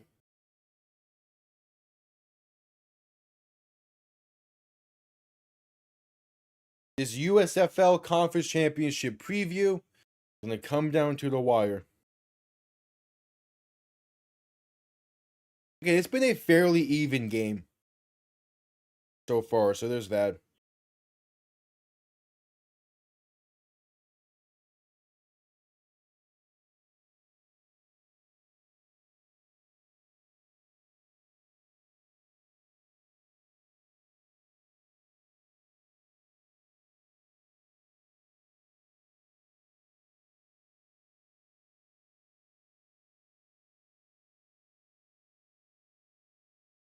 We shall see.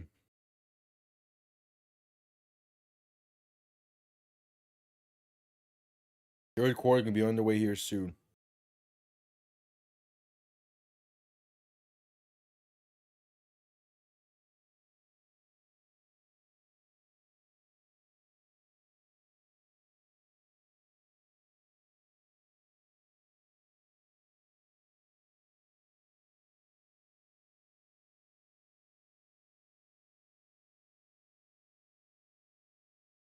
Tyreek Hill saying that he fucked up last year and wasn't in the lab as much as he should have been.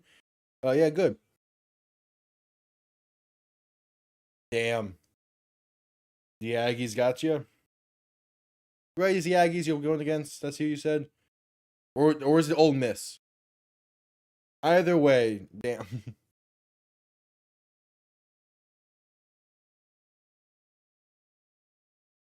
Ole Miss. Okay, that's what I kind of thought. Man, Ole Miss is really one of those schools, huh? That just exists to fuck with other schools. Oh yeah, that's what it was.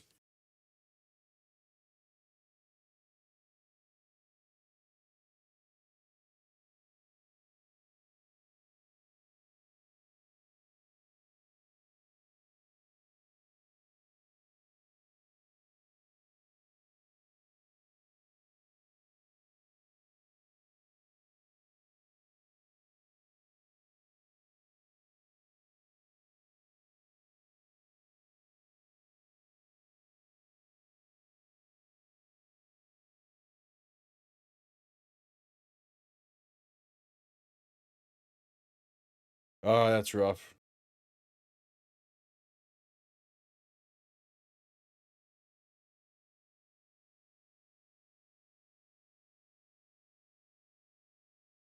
Yeah, it just feels like Ole Miss is one of those teams that constantly get in the way of other schools. And it's funny when they do. A&M as well, but not to the same degree recently as from when like Johnny Football was there. Even Kellen Mond to an extent. They just haven't had like the guy in A&M recently.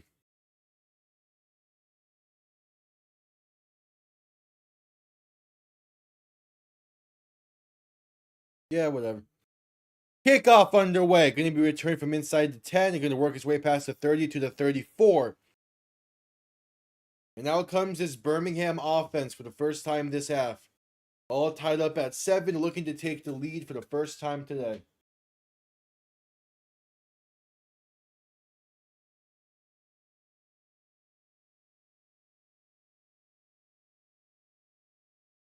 It's been an all-around solid game.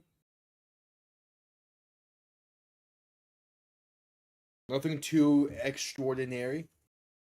As Smith and Shotgun going to hand this off up the middle for CJ Marable. That's a gain of 2, 2.5.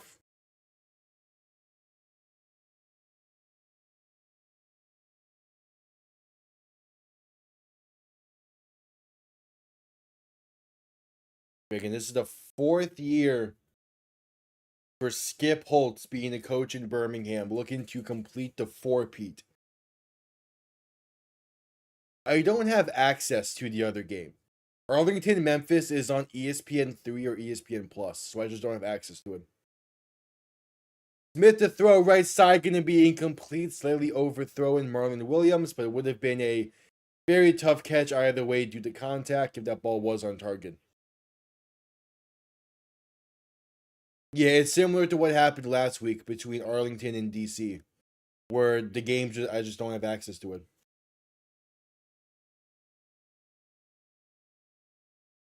Otherwise, I probably would have been calling both games, or at least like have kept a closer eye on the other one.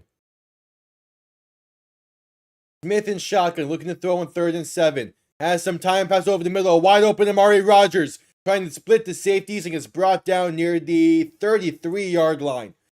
All the way past midfield. What a play for Amari Rogers, former Green Bay Packer and Clemson Tiger. Right, he went to Clemson? I remember him in Clemson for some reason. I'm double checking this now.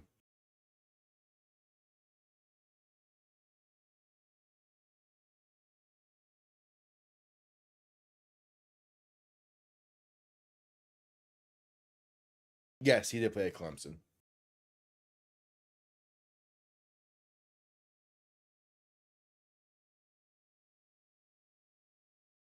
There's a gain of 4 on 1st down after the big completion to Amari Rogers. Smith and shotgun back to his right, 3 receivers to his left on 2nd and 6. They get a free play. It's a free play for the Stallions. Pass right side, going for the end zone and incomplete. Looking for Marlon Williams with some great coverage. But it was a free play anyway, so it'll be a 2nd and 1 coming up. Yeah. Although I think he might have spent like a year with them, because he was drafted in 21 by the Packers. So he might have spent a year with Watson and Higgins, or he might have missed Watson by a year at least. As a movement up front, once again before the snap, we'll see who this is on. Yeah, he was definitely with T-Law. Gonna be a neutral zone infraction on Michigan. You've just given them 10 free yards on back-to-back plays.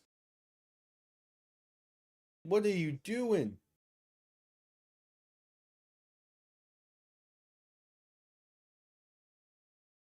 To 1st and 10.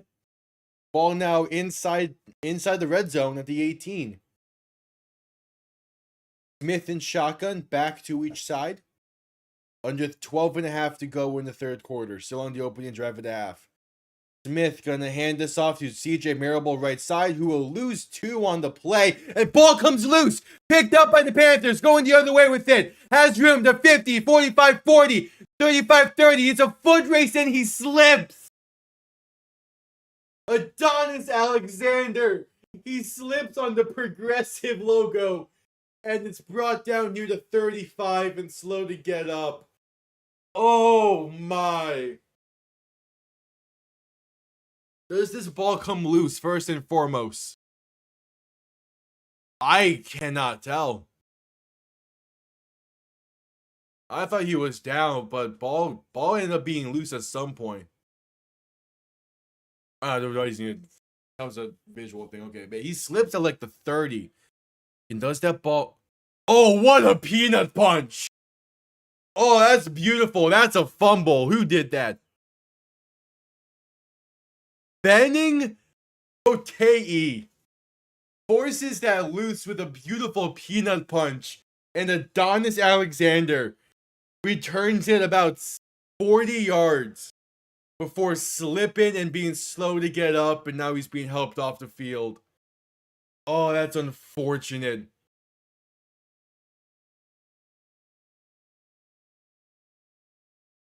That would have been a massive scoop and score.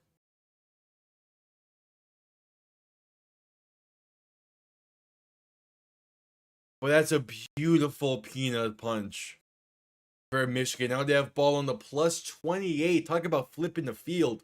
And Edling and shotgun gonna hand this off up the middle for Talwa, who has room inside the 20, the 15, hurdling inside the 10, and brought down at the 7. Koa Talwa, there's the type of carry we've been waiting out of you today. And the Panthers are inside the 10. Koa Talwa, man, running well. The offensive line blocking well on that one. Yeah, I definitely prefer the Stallions in 3 weeks because Bryce Perkins will probably be back by then as well. Edling and shotgun back to his left. 3 receiving options to the left as well. Going to give it to Talwa once again, and this time he's going to get to the 6, a gain of about 3.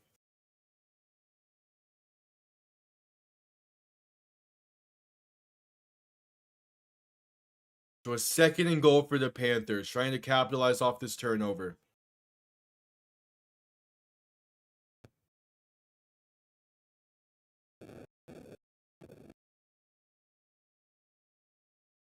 Edling, shotgun, back to his left. 3 receiving options to the left as well. Edling gonna keep it himself, passing left side, caught by Oaks, touchdown Michigan. They get the points off the turnover and have retaken the lead.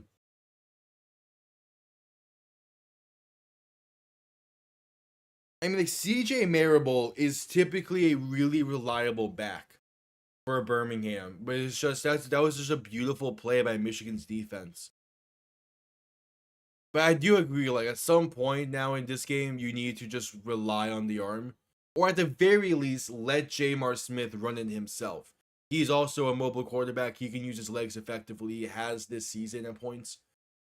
As Edling and shotgun for the 1-point try from the 2 will look to throw, pass left side, incomplete. Looking for Samson Nakua. It remains a 6-point Panthers lead.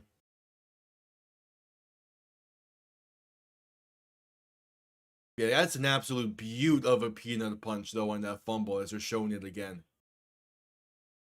Benning Potei does a beautiful job. From the opposite side that you would expect, he goes underneath and punches that ball loose. And it ends up being 6 the other way. So that's probably, what, a 9-point swing at the very least? As the Panthers now have a 6-point lead.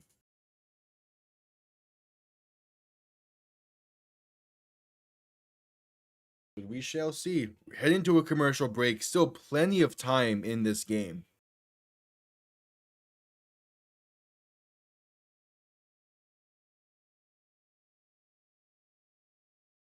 So we'll see.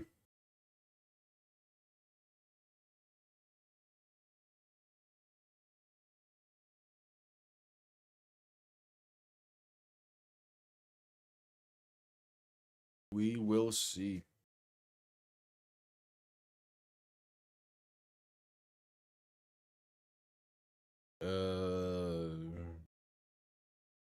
Yeah, so a 12-9 game between the Renegades and Showboats.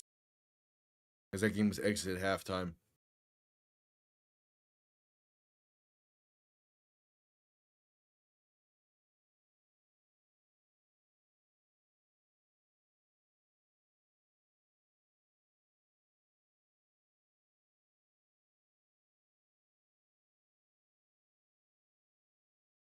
We shall see. Again, so plenty of time.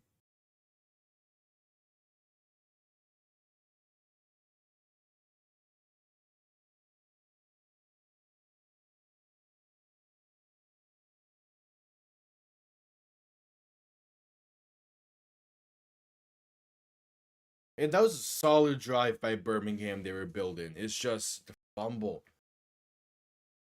Gotta be able to hang on to the ball in that situation.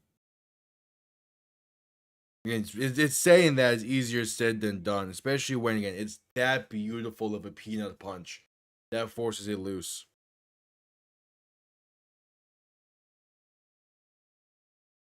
So you can only say so much about it.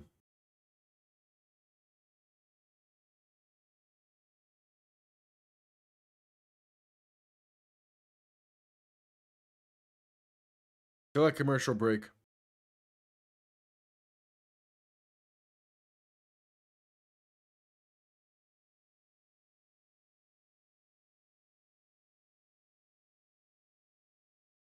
I do think we're just getting out from commercial break now. As again, this is a USFL Conference Championship preview. In 2 weeks' time, these two teams will be playing each other once again in Birmingham to decide who makes a trip to St. Louis for the UFL Conference Championship. Yeah, we shall see.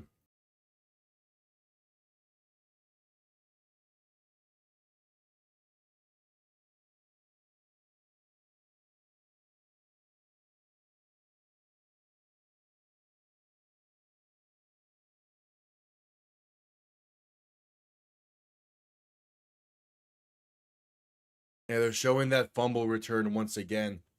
And now kickoff will be down in the end zone for a touchback.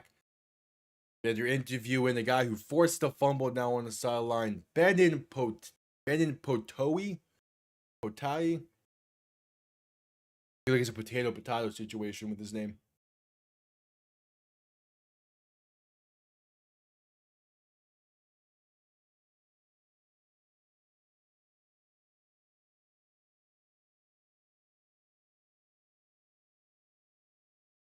Potai, I think it is. Yeah. First and 10 for the Stallions. Ball going to be at the 30, 35 after the touchback.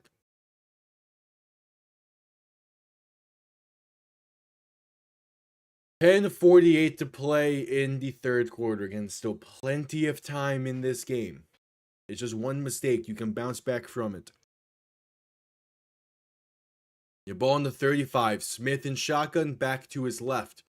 Two receivers to each side. Going to motion it back out wide to the right as Smith will look to throw.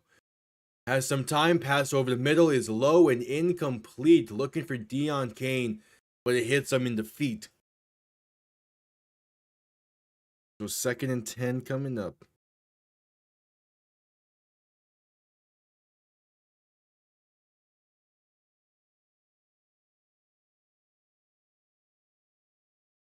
And 2nd and 10. Smith in shotgun, back to his left. Two receivers to each side once again. Smith is going to play action, look to throw. Pressure coming, and try to avoid it. Shovel passes it forward and is caught by Larry Roundtree for a gain of 3 with a penalty marker down. Might be holding on the Stallions here. But Smith was also kind of hit high, so it might be roughing the passer. We'll see. As there is a Panther down, the penalty is holding on the Stallions. So replay 2nd down. And there is a Panther down, slow to get up. That is Taylor Stallworth. Slow to get down after the play, I believe. I believe that was 94. As yeah, he was held with clearly. Oh, and yeah, he collides with one of his own teammates there. Gets kneed in the head. So 2nd and 20 for the Stallions. Believe we're heading to a commercial break here for injury timeout. At least what I thought we were going to do. I guess not.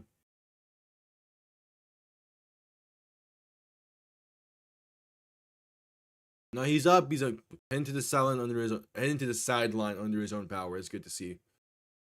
Able to walk, able to jog off the field. So 2nd and 20 now.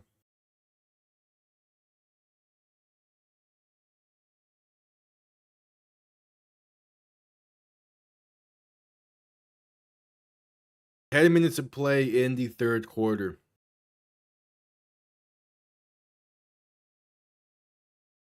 Smith in shotgun, back to his left. 3 receivers to the right. Ball now on the 25-yard line.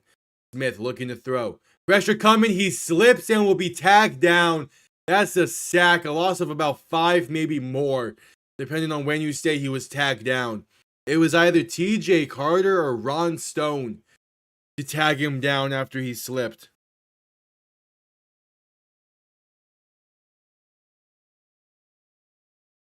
Yeah, we're gonna say down there at the 20, we'll say.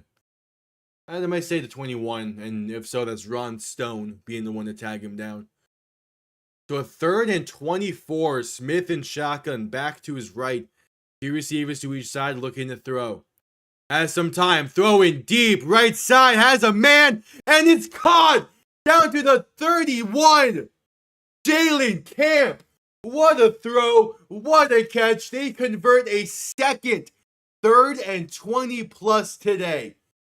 Holy! Absolute beaut in a bucket! J. Smith, how you doing?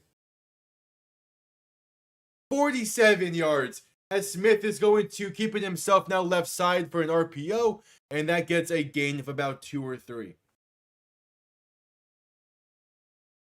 Their 2nd, 3rd, and long conversion of the day.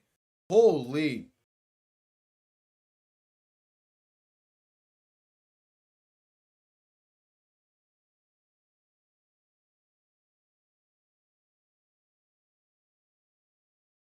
Smith in shotgun, back to his right. 3 receivers to the right as well. A 2nd and 8 from the 30. Quick throw right side, caught by Davion Davis for his bubble screen. Going to be able to get the first down, a gain of 8. Just under 8 minutes of play now in the third quarter. Again, twice they have converted 3rd and forevers. That's crazy. The first one was to Cade Johnson. This one was to Jalen Camp. And now it's 1st and 10 from the 22. Smith in shotgun, a back to his right, a tight end lined up in the backfield to his left. As Smith is going to look to throw. Pressure coming, pass right side is that caught? They're saying caught by Amari Rogers, a gain of 11. Fantastic concentration to catch that ball after bobbling a few times and getting hit. Like, that's an insane catch by Amari Rogers. And I don't think that ball touched the ground. That's a great catch by Amari Rogers. Holy. Got laid out and still able to keep his eyes on the ball and hang on to it. Okay, now they're saying incomplete. I'm not sure about that. I'm not sure where it touched. That was Arnold Tarpley in coverage there. As I guess they're saying he did just enough to force it loose. Smith in shotgun, back to his left for 2nd and 20. Will look to throw. Quick pass right side, caught by Deon Cain. Gonna have some room, and is that a first down? I don't think so. I think it's close. 6:36.5 to play in this third quarter, and it's gonna be a 3rd and 2.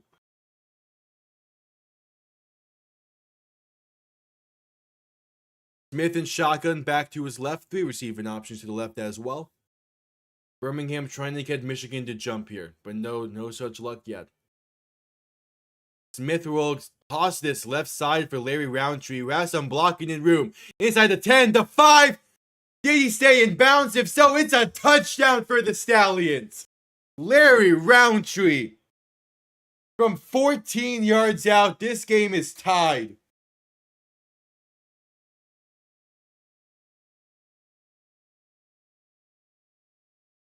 Excellent blocking on that left side.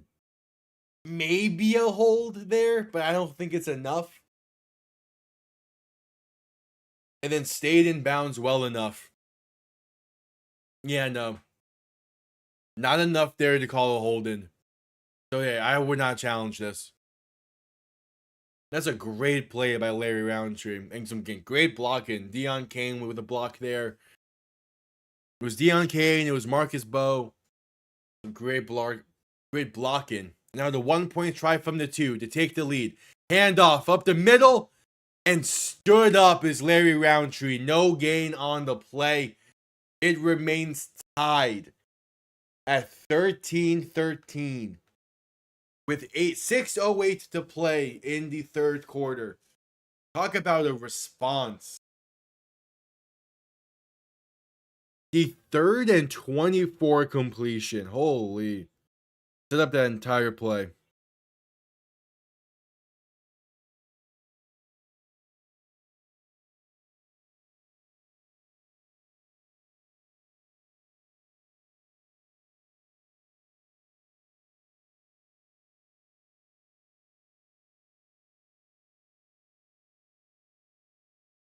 As we head to a commercial break as well.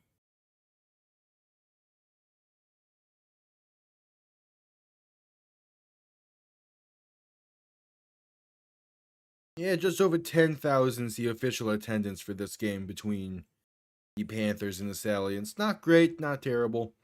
Yeah, considering that Memphis has 2,000 in attendance, and that was even before the weather delay. Again, when I say the official attendance numbers, those are the amount of tickets sold before the game. So the fact that Memphis was only able to sell 2,000 tickets to this one, yeah, that's not good. I'm sure that stadium is empty as well, considering the weather delay.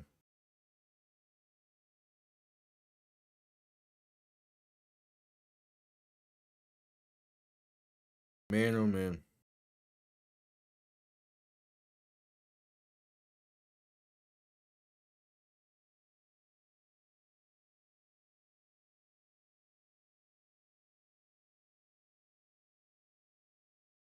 We're at commercial break in this one.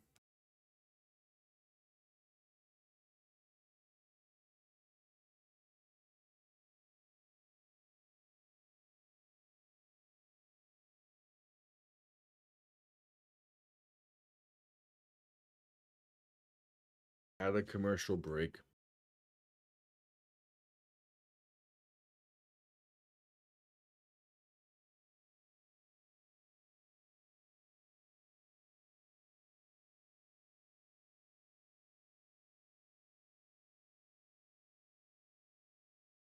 But we shall see. So plenty of time in this game, all tied up.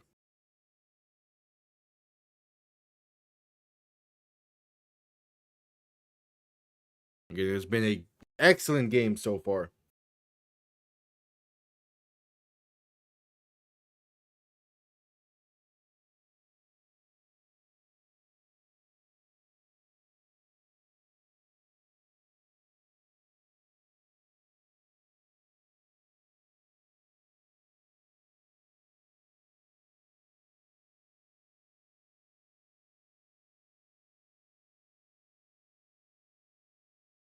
All right, just coming out of commercial break.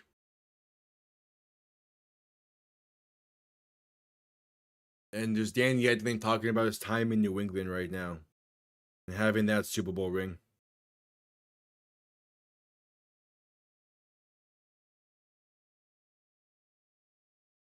Yeah, first year in the league? Yeah, first year?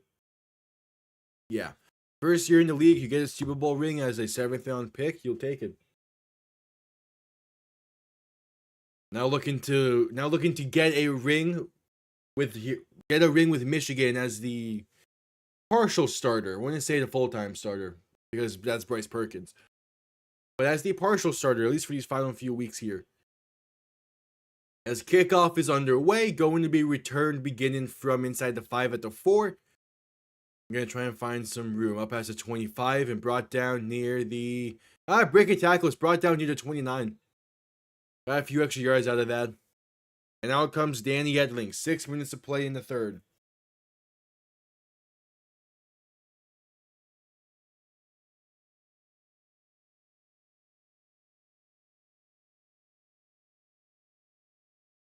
What you got, Danny? What you got, Edling?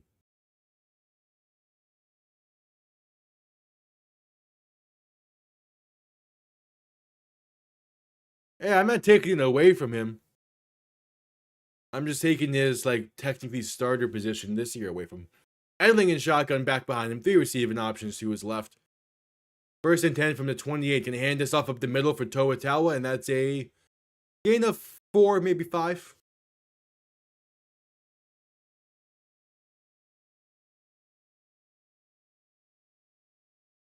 Yeah, I didn't realize. Again, that's one of the more forgettable things. Is it's oh yeah, Edling does have a Super Bowl ring.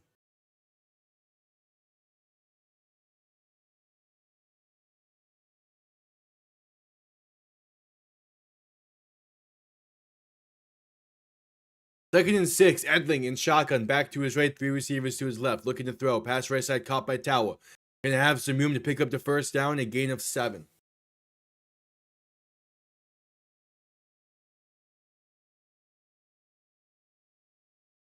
I mean, I don't think that was necessarily the case. Because they had Cam Newton before, same year that Mac Jones got there, right? No, that was year before. They had Cam Newton in 2020.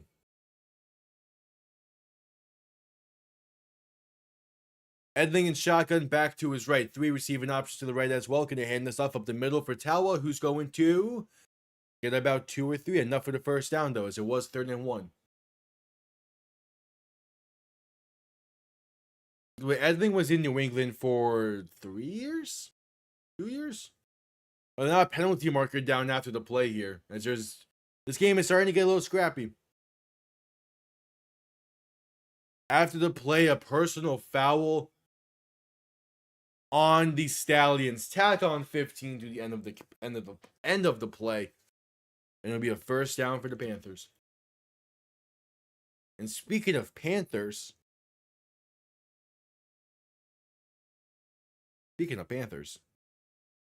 Game 3 tonight between Hurricanes and Panthers on TNT. That's going to be a great game to watch. Sadly, no Sam Reinhart for the Panthers in that one. But the Hurricanes are also starting a backup goalie. Because we've been torching Freddie Anderson. Edling in shotgun back to his right. 2 receiving options to each side. Ball now past midfield. Going to hand this off to Nate McCreary. Makes one man miss behind the line. He's going to fight his way. Pile being pushed. That's a gain of 4 on the plays. Things are getting scrappy once again. Surprised no penalties were thrown there. There seemed to be some punches or some haymakers being thrown, but nothing. That was between Ryan Nelson, the left tackle, and I want to say Mario Goodrich, the corner, or out there for the Stallions. And things are getting real scrappy in this game now. 2nd and 5, Edling, shotgun, back to his left. 3 receivers to the right. 3:40 to play in the third quarter. Edling looking to throw. Pump faking, rolling to his right to buy some time. Still looking, now going to keep it himself. Has room, a first down and more. Inside the 30 and out of bounds near the 29.5-yard line. Big carry there for Danny Edling. And this Panthers offense still plays really well. Has been playing really well the majority of the season. Yeah, I saw that the Cardinals won, Buffalo. How has the St. Louis Cardinals been doing this year so far? As Edling in shotgun, back to his left, 3 receivers to the left as well. Going to hand this off right side to McCreary. Has room, a first down and more. Inside the 15, inside the 10, down to the 9. First and goal for the Panthers coming up. as this ground game, back-to-back plays, taking advantage of just really heavy commits by the Stallions, either really heavy pass commit or really heavy up the middle commit. Edling and shotgun back to his right. Going to give it to McCrary once again up the middle. And this is a gain of about 3 up to the 7. Damn. So is it the case where like the Cubs have came out of nowhere this year to be really good, or they kind of expected to be atop of that division? What were the expectations for NL Central? AL Central. AL Central. Yeah, because the Brewers are the NL Central, because that's what my road to the show is with. Edling and shotgun back to his right, gonna look to throw. Has some time, gonna throw, and it's an incomplete pass to throw away. Typically good? Okay. 3rd and goal from the 7 coming up.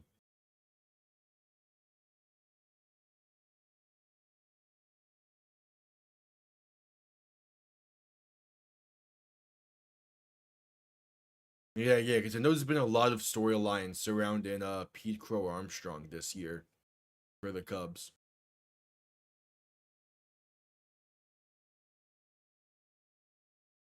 Edling and shotgun back to his left. 3 receiving options to the right as well. Play clock winding down to get the snap off. Edling to throw. Has some time. Rolling to his left to buy some more. Still looking. Throw in end zone. Incomplete, but a penalty marker on the field. This most likely will be holding on the Panthers, which I would imagine then is going to be either declined, most likely declined. But somewhat smart play by Edling to just throw it away there, because it was kind of a dangerous pass. But we'll see. Yep, holding on the Panthers is the call. Will be declined. It is 4th and goal from the 7. And I would imagine you send out the field goal unit here. Right?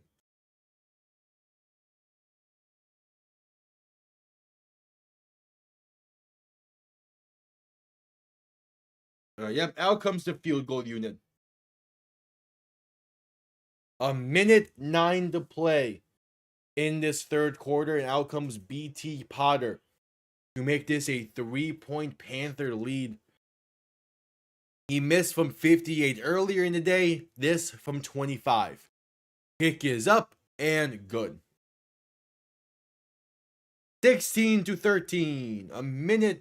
54 seconds to play in the 3rd quarter. We have the kickoff and one more play as things continue to get scrappy between these two teams.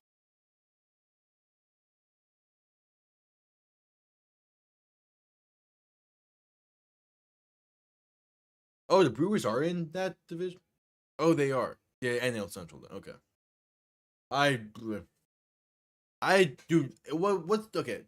I know there is like a reasoning behind AL and NL and all that, similar to AFC, NFC, and that whole history, which I did a video on. How the fuck do you remember which team is in? I know, like, obviously, if you're more into baseball, it's just easy to remember. The same way for me in the NFL and whatnot. But like, ow.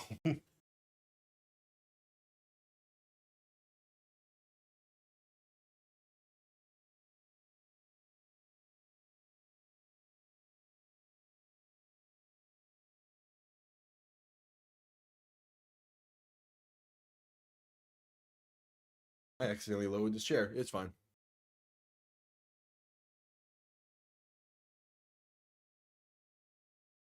"54 seconds left in the quarter.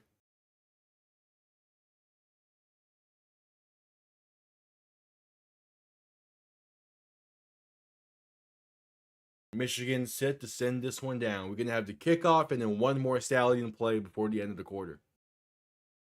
Kickoff underway. Going to be returned beginning from about the 5-yard line. Gets up to the 25-ish. Same formula, just less teams.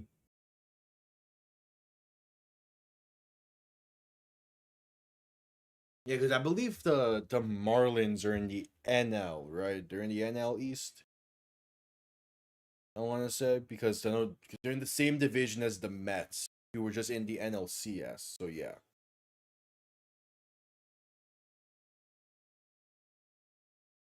it's weird.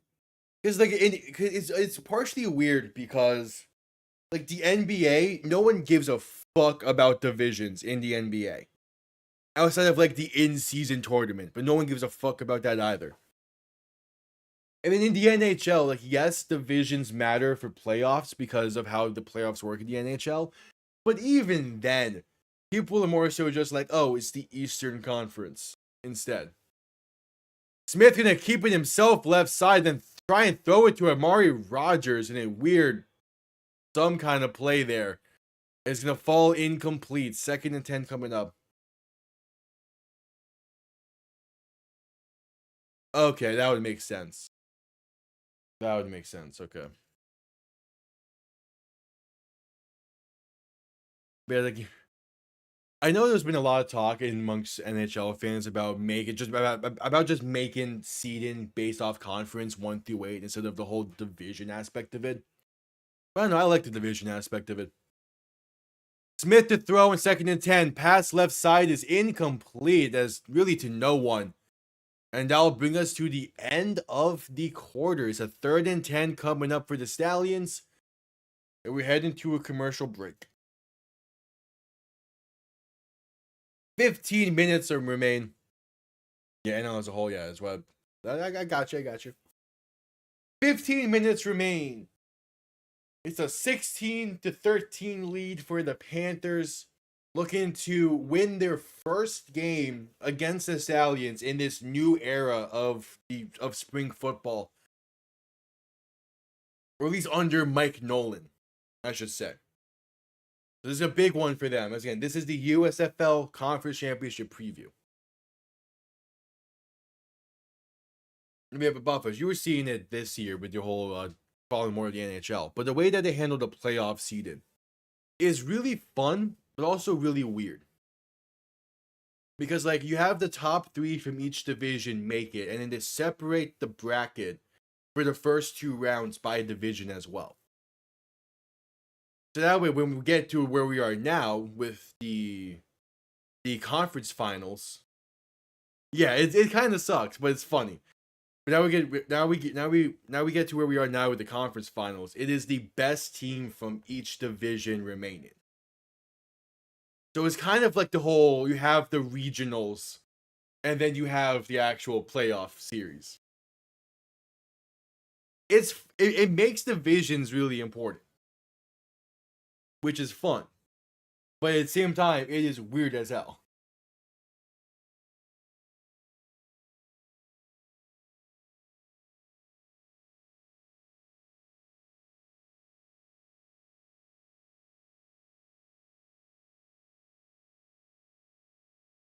Because like you have the 3 top teams in each division make it, and then for the 2 wildcard teams, it's throughout the entire conference.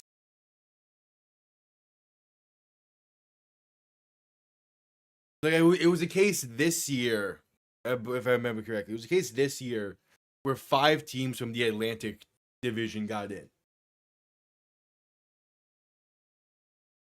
Well, the NFL is even trying to change their playoff seeding now. So who the fuck knows what's a good seeding format? Honestly, outside of the play-in game, the best very well might be the NBA.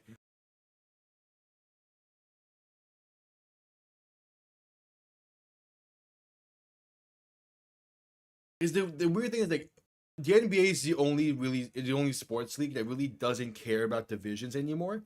At least in like of the big 4 US ones or North American ones. But like the NFL is trying to make it so they don't really care about divisions. But they still want to care about divisions. Well, MLB is similar where you have the division winners. The top 2 get a bye, and then you have the is it 2 or 3 wildcard teams now? I don't remember.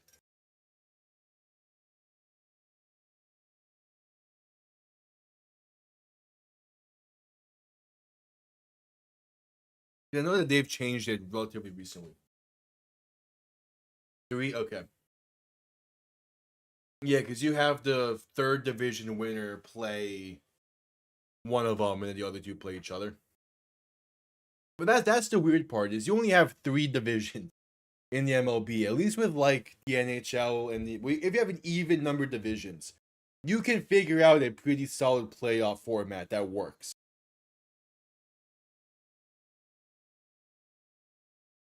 As we were just coming back from commercial break, a 3rd and 10 for the Stallions to begin the 4th quarter. Smith alone in shotgun, 3 receivers to the left, 2 to the right. As Smith will look to throw. Pressure coming, looking deep down the field, has a man, and it's caught inside the 20. He gets up. K. Johnson, touchdown, unless they're saying he's down by contact, which they are. What concentration! Jamar Smith to K. Johnson for who knows how many yards that was. Probably close to like 60, maybe 70. What a throw, what a catch. Against Kenai Lovely, ball bouncing everywhere. And K. Johnson, as he's falling to the ground. Oh, what a catch.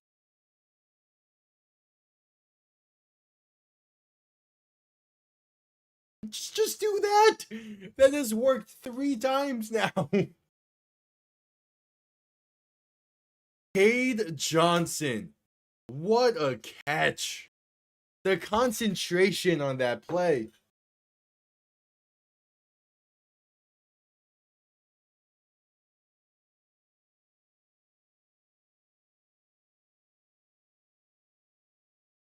What, you're asking why it wasn't a touchdown?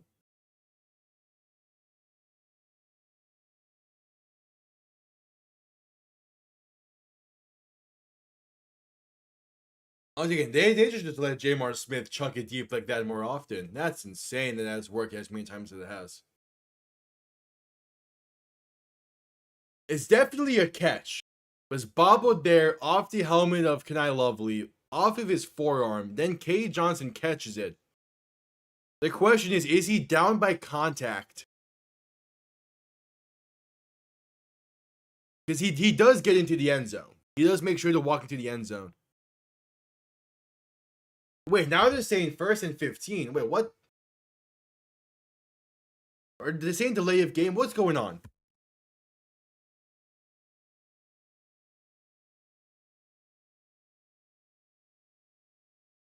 So I guess they're saying down by contact in delay of game. Quick pass right side to CJ. Marable is caught. Can he get inside the 20 to the 17-ish? That's a weird situation there. So they're saying that K. Johnson was down by contact. And then I guess it was the delay of game that caused the 1st and 15 because Skip Holtz thought it was a touchdown. Yeah, that's a hell of a play by K. Johnson nonetheless. That's a beautiful catch. Smith in shotgun, back to his left, 2 receivers to each side. Going to look to throw once again. Quick pass left side, caught by Johnson for a loss of a yard. Trying to get the screenplay going. Kai Nakua has none of it. It's 3rd and 10.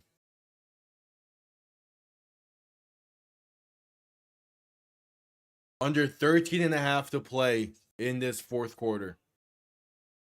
Another big 3rd down here for the Stallions. They have converted a lot of big 3rd downs today.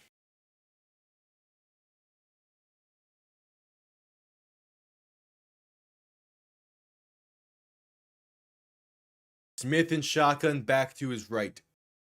Will look to throw, not going to keep it himself. A QB draw, has room. That's a 1st down carry for Jamar Smith, down to about the 6-yard line. Another 3rd and long conversion for the Stallions. Michigan is getting them to 3rd downs. But they're not stopping them once they get to 3rd down. That's been the issue.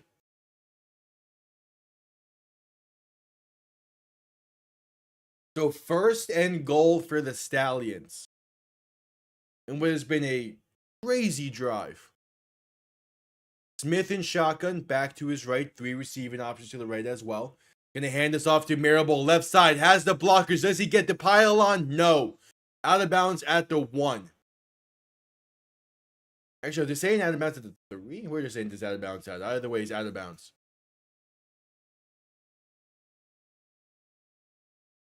Ty Nakua saves a touchdown on that play. It's 2nd and goal. 12 minutes to go in the game. Ball on the 1-yard line. Smith in shotgun, back to his left. Again, movement up front. Throw in end zone left side, incomplete. But what's the penalty up front? Is it false start? No, it's offside. It was a free play for the Stallions. Half the distance and 2nd down.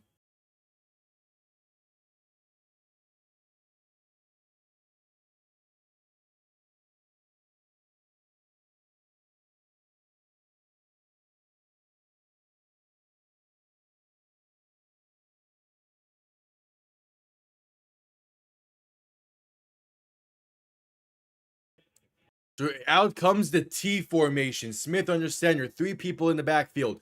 Handoff. Roundtree left side. And he gets in. The Stallions have their first lead of the game with 11:23 to go in the 4th quarter. 19-16 lead for the Stallions. And all of a sudden, the Panthers not looking that great.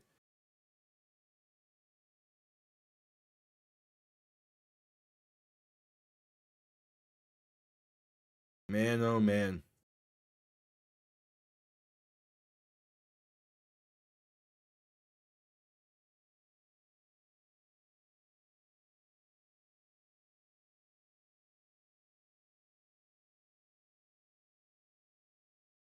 Now the conversion attempt is a 1-point try from the 2. Smith in shotgun, back to his right. 2 receivers to each side.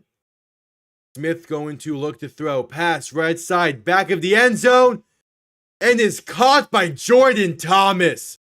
Absolute beautiful high point grab. It's a 4-point Stallions lead with 11:23 to play. Beautiful ball as well. Plays perfectly where only Jordan Thomas can get it. And the Stallions have the lead. As we head to a commercial break.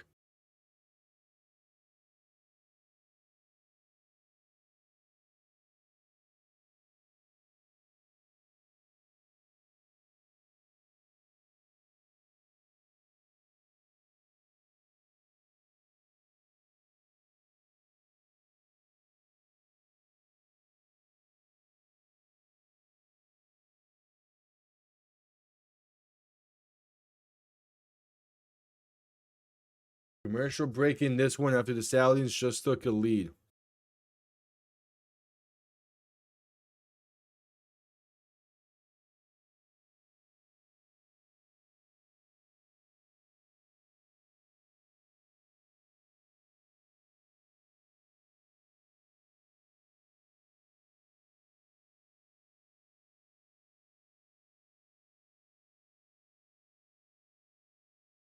We shall see. Again, this game was always going to be extremely entertaining.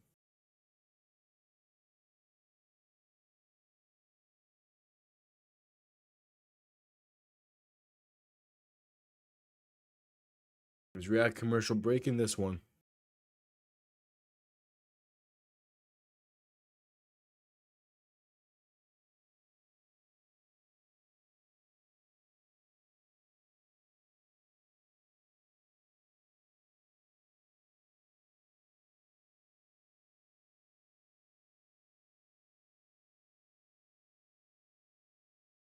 We shall see.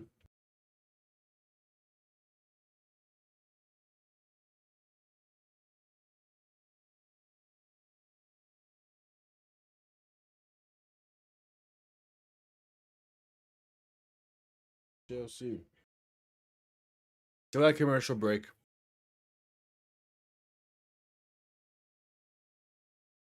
Still at commercial break.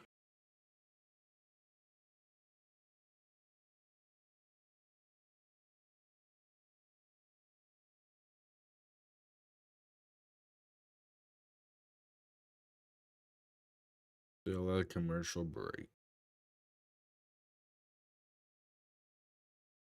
Like the deep shots are just working really well for Birmingham today for little to no reason.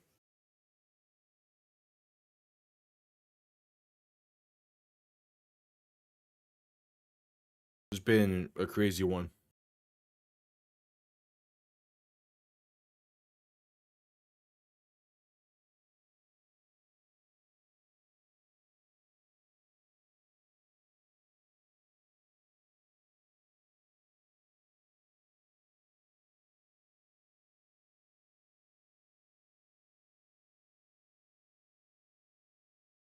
All right, just coming back from commercial break.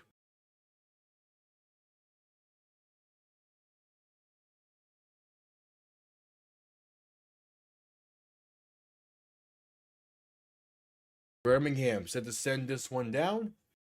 Michigan looking to retake the lead. They've led or tied the majority of this game. Finally, now they're playing with a deficit. Now they're playing with a deficit. As the ball is a touchback, will begin from the 35. Again, this is Skip Holtz's 4th season coaching the Stallions. They have won the championship in each of the previous 3. Looking to four-peat.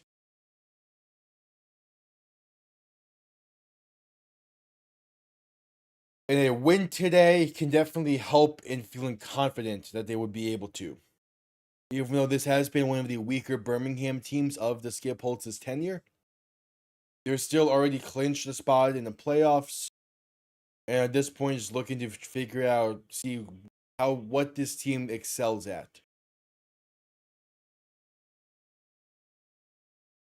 Edling and shotgun back behind him. 3 receiving options to the right. Play clock winding down.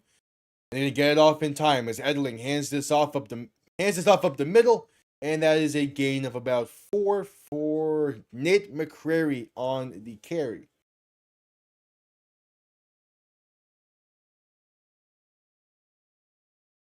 All right.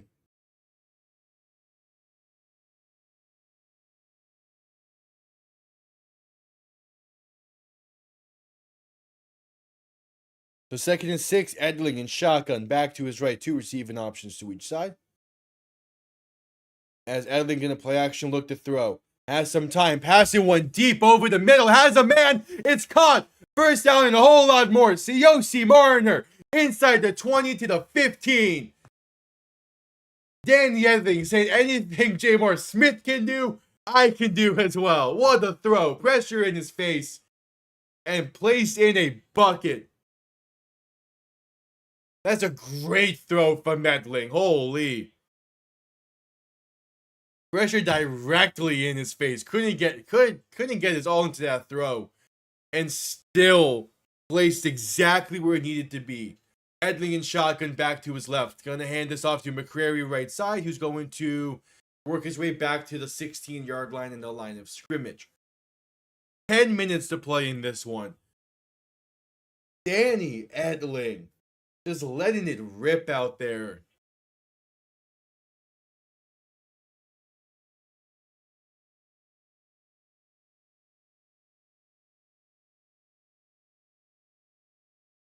Edling alone in shotgun. 3 receivers to the left, 2 to the right. 9.5 to play in this one. As Edling will look to throw. Has some time, going to roll to his right. Now throwing along the sideline as well off the mark and incomplete. Too high for a leap in Samson Nakua, and his 3rd and 10 coming up. There wasn't really a need for Edling to scramble there. You kind of had time in the pocket. Just collect yourself and step up and get that and throw that ball out there.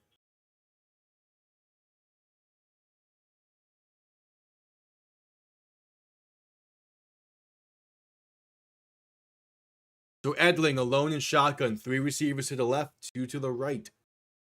3rd and 10, looking to throw. Has time. Pass. End zone. It's caught, but did he get in? It's Jalen Moore, and they're staying down at the 1. What a throw from Edling on the money. Place where only Jalen Moore can catch it, slightly behind him. As the defender was looking to jump that route, it was AJ Thomas in coverage.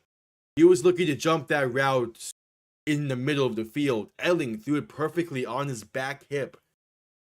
Now ball in the 1. Edling in shotgun back to his right. The give to Tawa, and he's going to be brought down for a loss of 1. 2 Stallions meet him in the backfield. Able to just ever so slightly slip away to get only a loss of 1. That was Kenny Robinson was one of the Stallions in the backfield. Couldn't quite see the number for the second. So 2nd and goal from the 2. 8 minutes to play now in this one. Edling in shotgun back to his right. 3 receiving options to the right as well. In a sending receiver in motion. As Edling is going to hand us off up the middle once again. Tawa, he gets in. Toa Tawa, and the Panthers have retaken the lead. It is 22-20 with 7:45 to play in this one. Good blocking, some good running from Tawa. I only had to bulldoze 1 defender, and that was AJ Thomas.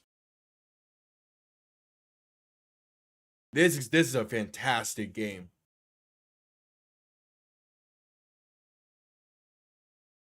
All right, the 1-point try from the 2. Edling in shotgun back to his right. 3 receiving options to the right as well. And Edling is going to keep it himself past right side, caught by Hikatini, but unable to get much out of it. Conversion try is stopped. It remains a 2-point Stallion deficit. 2-point Panther lead with 7:47 to play in this one. As we're heading to a commercial break, I will quickly be right back.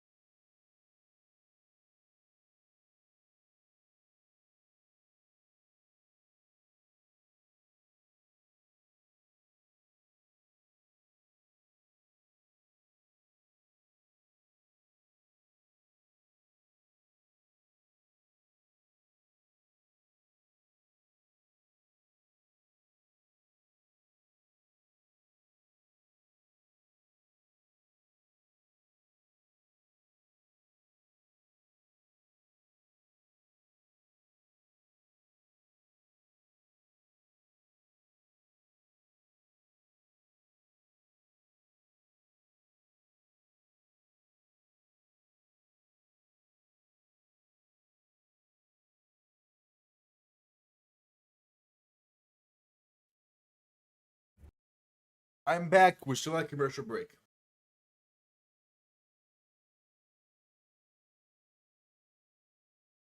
Still at commercial break after the 2-yard Toa Tawa touchdown run that regained the lead for the Michigan Panthers. As this game is going to come down to the wire.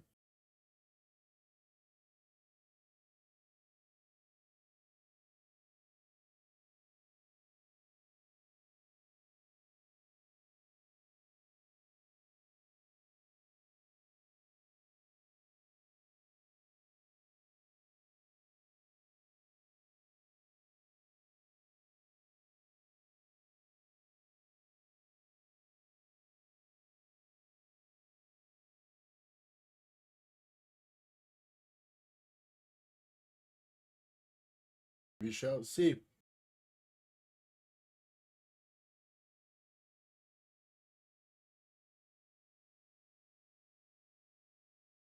All right, just coming back from commercial break.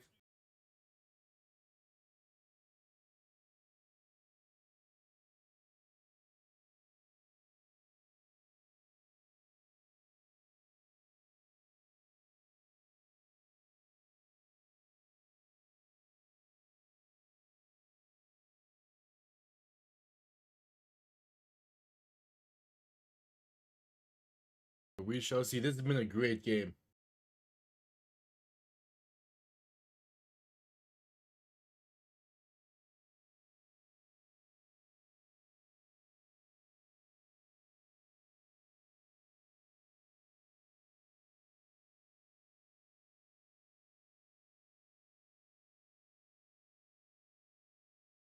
We shall see. And both quarterbacks been playing pretty well today. It's going to come down to the wire. And it's going to come down to which defense can make a big stand. As kickoff is underway, going to be returned beginning from inside the 10 at the 7. You're going to reverse this. A little trickery here on the kick return.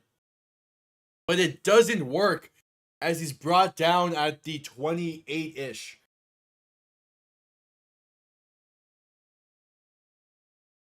So Jamar Smith taking the field. Has played a fantastic game up to this point. Can he continue it?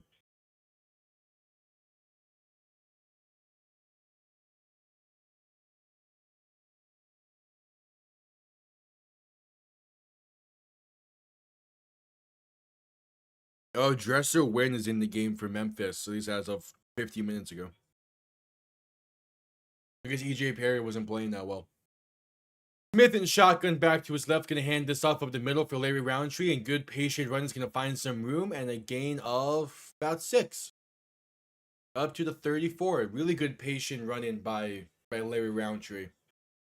I'm shocked he hasn't been given more chances this year to be like that running back 2 or a part of that running back committee.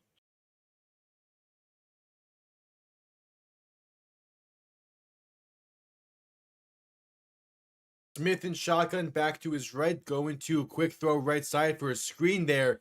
That's going to be close for a first. As Davion Davis on the reception.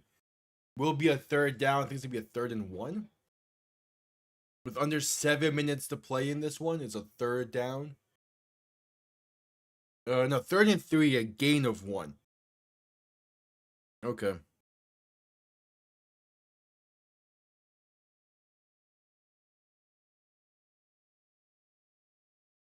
Smith and shotgun back to his right, 2 receivers to each side. Big 3rd down here for the Stallions. Looking to throw. Now going to keep it himself up the middle. That's a 1st down carry for Jamar Smith. And going to be a gain of 3, 4. Not a whole lot, but enough for the 1st, that's for sure. And it was Taylor Stallworth on the tackle. He's back after being injured earlier in the game. Seemed like he's good to go. Now, 1st and 10 for the Stallions. Ball on the 40-yard line. Under 6 minutes to play now in this one. Smith in shotgun. Back to his left. 2 receivers to each side. Smith looking to throw. Pressure coming. Pass left side. Going to be caught. Has room. That's CJ Marable. 1st down and more. Past the 45 and down to about the 43. I don't think Jamar Smith saw him. That's a crazy thing. I don't think he saw that pressure. He just got rid of it to his check down man as soon as he could. Ball up near the 44-yard line, actually.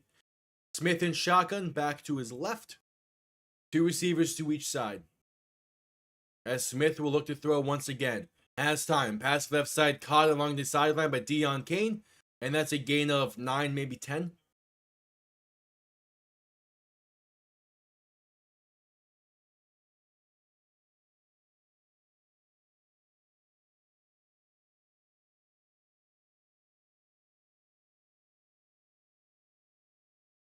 So a 2nd and 1. 5 minutes to play in this game. Only a 2-point lead for the Panthers. Smith in shotgun back to his right, 2 receivers each side looking to throw. Has time. Pass right side overthrown, incomplete. Looking for Jalen Camp. Pressure, forced that ball high, and it's 3rd and 1.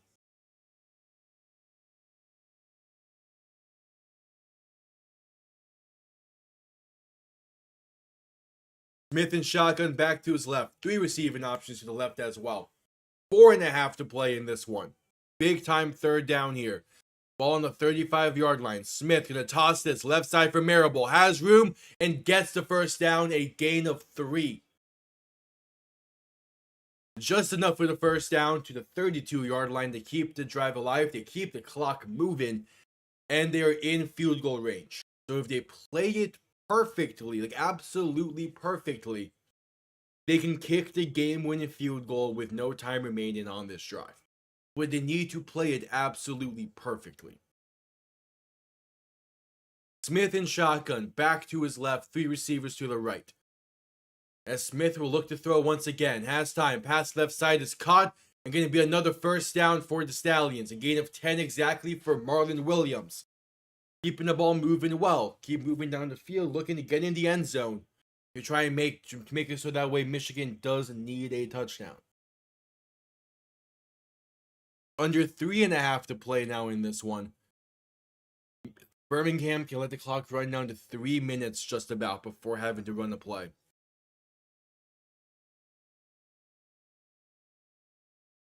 First and 10.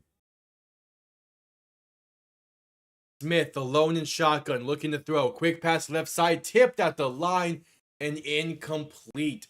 Looking for Marlon Williams once again. Going 5 wide there was interesting. As that was Noah Dawkins who got a hand on that ball for Michigan.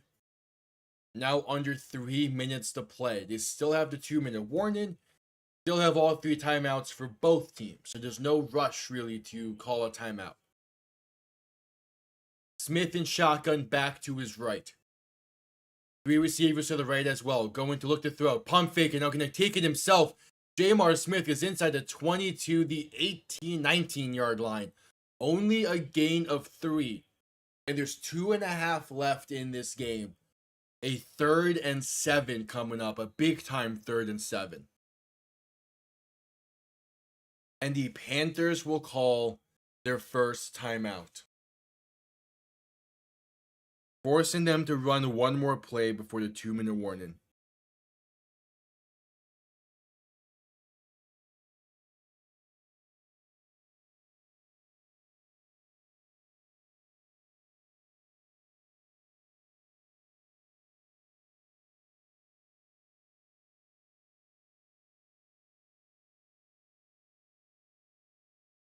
So we'll see. Big time play here for both teams. Especially now that a first down, a timeout was called by the Panthers. A first down, and then they can just run the clock out until it's time to send out the field goal unit. So we'll see. Need to make the stand here. Smith in shotgun, back to his left. 2 receiving options to each side. 3rd and 7. Smith to throw. Pass right side. It's there. First down and more. Inside the 5. Still going. Trying to knock it loose, but instead he gets in. Touchdown Stallions. Which is good because it gives them the lead. But now the Panthers have plenty of time and 2 timeouts. Only down by 4. Deon Cain. 19-yard touchdown. Good effort to get into the end zone there. Did I just see the Yankees had a 10-run inning against the Rockies? But Deon Cain, good effort to get into the end zone after making that catch. All he really needed to do was go down, and he would have been able to get it to the 2-minute warning, be able to kill the entire clock and all that. But you get in the end zone, you're now forcing the Panthers to get into the end zone themselves. Gonna go for 2 from the 5 to make it a 6-point game. Smith in shotgun back to his right. 3 receivers to the left. Smith looking to throw. Not gonna try and keep it himself. Now thrown over the middle. It's tipped and picked off. Intercepted going the other way. Hurdling and down at the 13. It remains a 4-point game with 2:22 to play. The thing is, because they went for 2, because that way it would have forced Michigan to also get a conversion attempt. But now that they failed it, Michigan, all Michigan needs to do is get in the end zone. True, but still.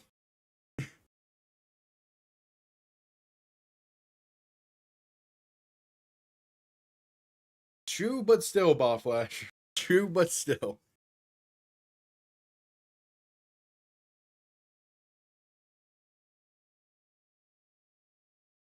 We have the kickoff, and we can have one Michigan play before the 2-minute warning.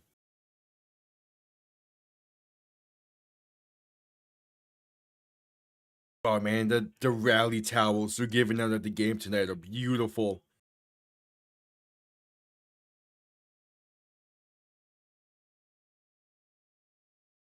All right, the ball falls off the tee before the kickoff.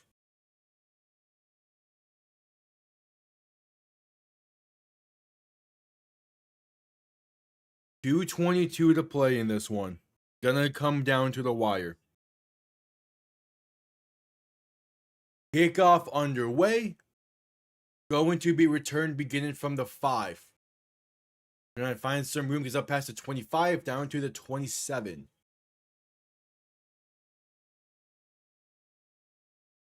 What do you mean by that? 12 slots for a lineup in what?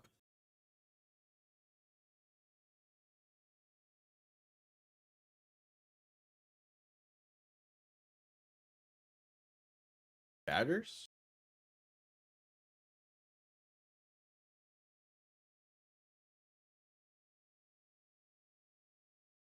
What just... Okay, I don't know what just happened with the game. Edling to throw in first and 10. Pass left side is going to be caught by Jalen Moore. He's going to get the first down, a gain of 11 before forward progress was stopped. So that's going to bring us to the 2-minute warning in the commercial break.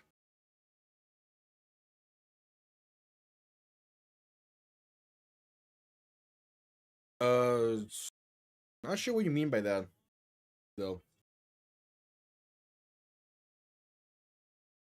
We're talking about like fantasy? Because maybe I have no idea about fantasy baseball.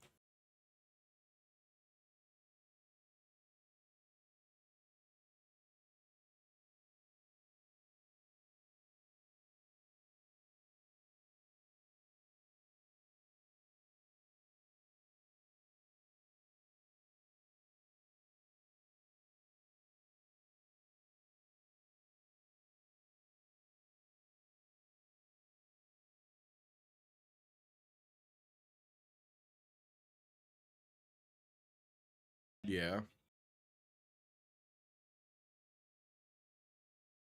I mean, like, it's still just the 9.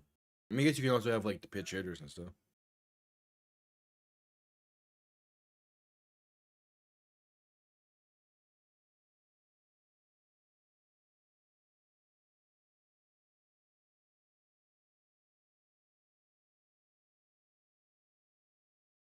No, it's just a 9. It's just a 9-man lineup. So I mean, again, you might have like pitch hitters that count towards like a lineup sheet. But from my knowledge, I only know the 9. I'm the wrong person to ask in terms of MLB lineup sheets.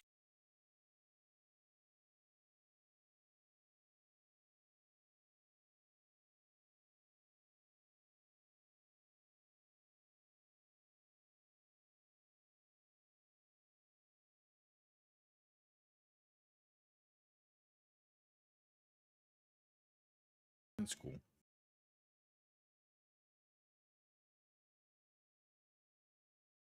And we'll see a commercial break for the 2-minute warning.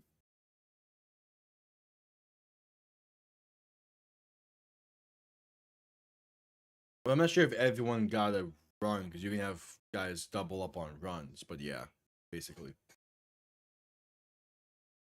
Oh, that same type of question, like that same type of situation, would 100% be something I would have saw doing discrete statistics last semester. Where it's like you have this amount of people in the lineup, you scored this many runs, how many times? And you scored this many runs, like how many? I think it would be like in an MLB game, you scored this many runs in an inning, or some kind of they're worded in some way to where it's the pigeonhole problem, where it's like you have 10 birdhouses And it's like how many you have 10 no, it's you have like 14 14 pigeons.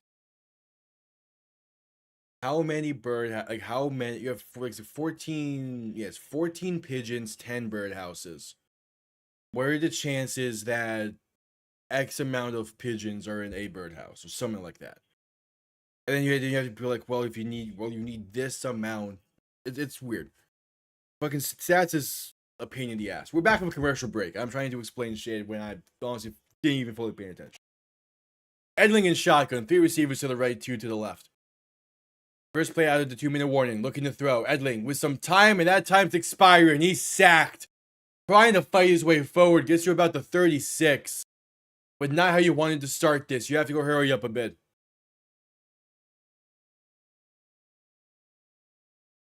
Yeah, gonna be still a loss of like 2 or 3, but they're on that left side of the line. Got exposed there. Jeez, they ran into each other. Good pass done. It's a good pass done by Birmingham.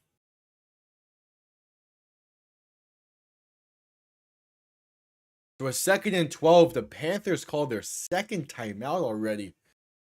1:52 to play. You only have 1 timeout remaining. You need to start getting first downs.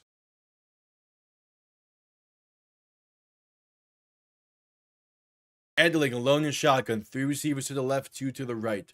Looking to throw once again. Pass over the middle is caught by Hikutini. And that's going to be a gain of about 6. Gotta go hurry up now. Gonna come down to this. Edling in shotgun. Back to his right. 3 receivers to the left. 3rd and 5. Edling to throw. Pressure coming. Rolling to his right to buy some time. Still looking. Throwing is caught. A wide open receiver. Past midfield. Down to the 46. Cioce Marner on the reception. 1:22 to play. Still gotta go up tempo. You need the end zone. Edling shotgun. Back to his right. 2 receivers to each side. Edling to throw. Has time. Plenty of time. Pass right side caught by Hikutini. And he's going to fight his way. That's a first down. Gain of 11 roughly there for the Panthers. Pick up the first. Oh, they're saying he stepped. Oh no, they're saying he stepped out of bounds after a gain of 8. The clock does stop. 1:10 to play. Ball on the 38-yard line. Need 38 yards to retake the lead. It's a 2nd and 2. Edling in shotgun. Back to his right. 3 receivers to the left. Edling to throw. Has time. Pass right side caught by Tawa. That's a first down and then some. Trying to get towards the sideline, and he does. He is forced out of bounds. The clock will stop momentarily, if not fully. It's a 1st and 10 for the Panthers after the gain of 3 or 4.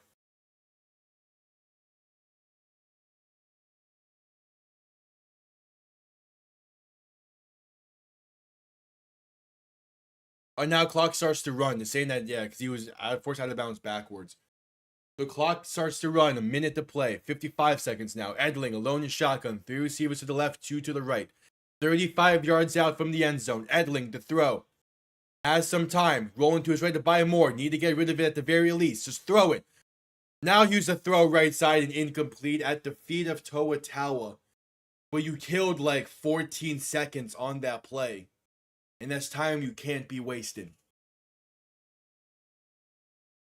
41 seconds. You need 35 yards.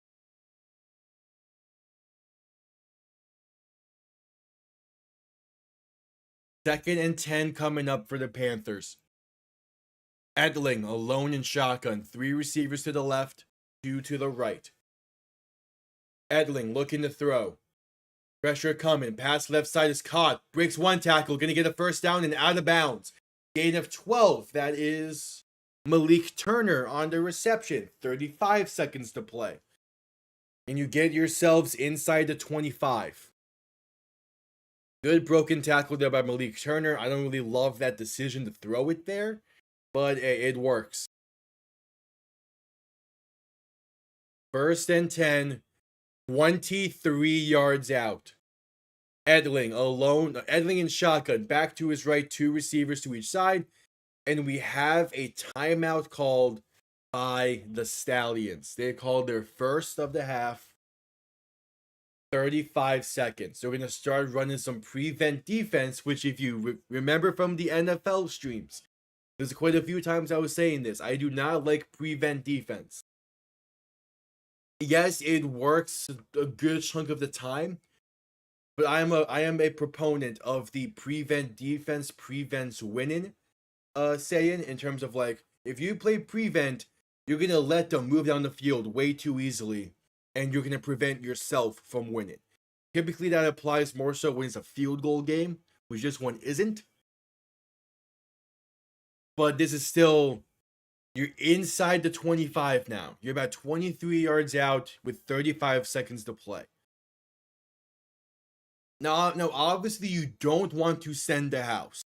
But if you send 5, you're still feeling good. I don't love the full 5-man back setup that the Stallions are doing here. Edling to throw. Pressure coming, rolling right. He gets rid of it. Pass over the middle is caught. And that's Tower. Gonna try and break some tackles, but brought down at the 20. 25 seconds, you need to call a timeout if you're Michigan, and they do. Timeout called, 25 seconds, 20 yards out.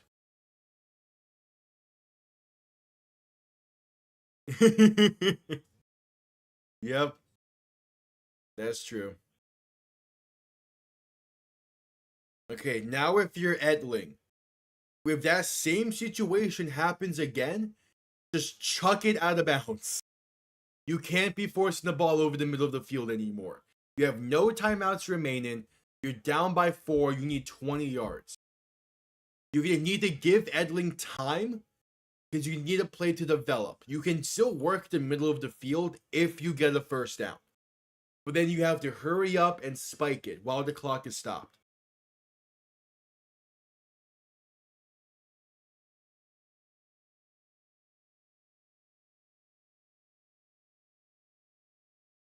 Second and 7. 25 seconds to play. No more timeouts remain for the Panthers. Edling alone in shotgun. 3 receivers to the left, 2 to the right. Birmingham sends 5. Pass over the middle is caught. That's a first down to the 9 for Jalen Moore. Hurry up and spike it. You have 20 seconds. Hurry up and spike it. They get the spike off. 19 seconds to play. A second and goal. 9 yards out. 19 seconds to play. 9 yards out for the Panthers. A second and goal after the spike. What you got here, Michigan? A USFL Conference Championship preview coming down to the wire. You love to see it. Edling, shotgun, back to his right. 3 receivers to the left. Gonna motion it back out wide to the right. And the Stallions will call a timeout. As a penalty marker is also down. But I think this is that way they can see the timeout called. Second timeout called by the Stallions. So a second and goal, 19 seconds, 9 yards. Separates a Michigan team that is either 7-2 and the Birmingham team that is 5-4, or both of these two teams being tied at 6-3 entering the final week of the season. Now, if Ford Field would have been open to be used in the USFL Conference Championship, this game would have had massive implications for home field advantage. Because if Michigan would have won this game, the championship would have been in Ford Field. But it's already set for Birmingham because of scheduling conflict. Here we go. Second and goal. Edling, shotgun, back to his right. 2 receivers to each side. Gonna motion it back out wide to the right. Edling to throw. Has some time. Pass. End zone. Incomplete. Dangerous throw for Cole Hicutini. And that was a dangerous one. So Marquis Gates nearly picked that off as well. Oh, that's a dangerous throw by Edling. dangerous. Now 3rd and goal. 15 seconds remain. You have time for 2 plays. You don't need to force this one, but it does need to be towards the end zone one way or another. Edling, shotgun, back to his left. 3 receivers to the right, looking to throw. Edling with time. End zone! It's caught, but his feet get in. No, they're saying incomplete. Jalen Moore, his helmet comes off as well. They said he couldn't quite keep his 2 feet in on the toe drag swag. And his 4th and goal. Let's see this replay. Did he keep his feet in? No, he didn't. Alright, comes down to this. 4th and goal from the 10. Oh, that was a beautiful throw by Edling. Beautiful throw. Couldn't keep his feet in.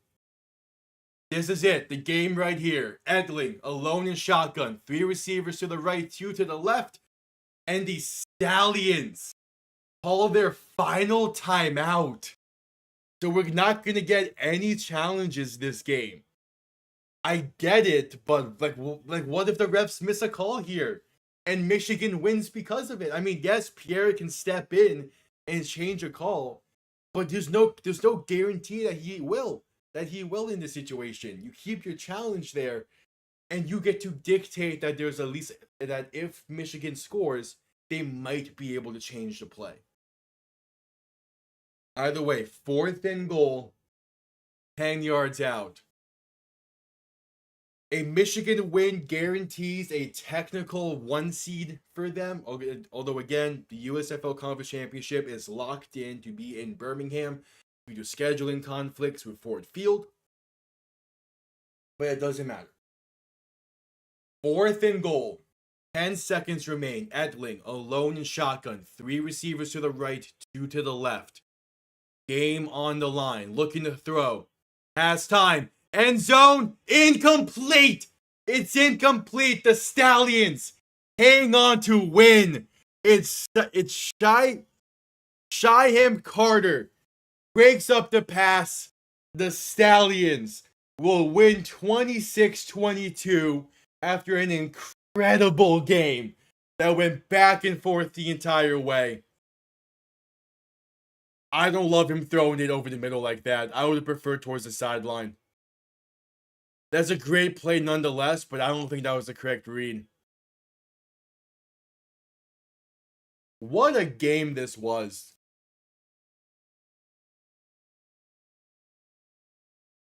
What a game. So both teams are 6-3 as we have the final knee down. Both teams are 6-3. Going to come down to next week to decide who will technically be the 1 seed in the USFL conference. So again, the conference championship was already set in stone to being in Birmingham. But this was a great game. These 2 teams will see each other in 2 weeks' time for a trip to St. Louis on the line in the USFL Conference Championship. Tomorrow, the DC Defenders play the Houston Roughnecks at 4 p.m. EST, a really weird start time. It is 6 p.m. EST over for me right now. In 2 hours, the Florida Panthers have a shot tonight to go up 3-0 in the series. I won't be live for that game, but like I said earlier, I am thinking about potentially going live for the Stanley Cup Finals if the Panthers make it, which it seems like they will at this point, but fingers crossed. Yeah, thank you all for tuning in. This was a weird day. Started off with a 3-hour weather delay between Arlington and Memphis. Ended up with a fantastic game here between the Panthers and the Stallions. I'll see everyone tomorrow for that game at 4 p.m. EST. Don't be late. And yeah, see you all next time. Have yourselves a damn good one. I'm going to go get some food. Peace.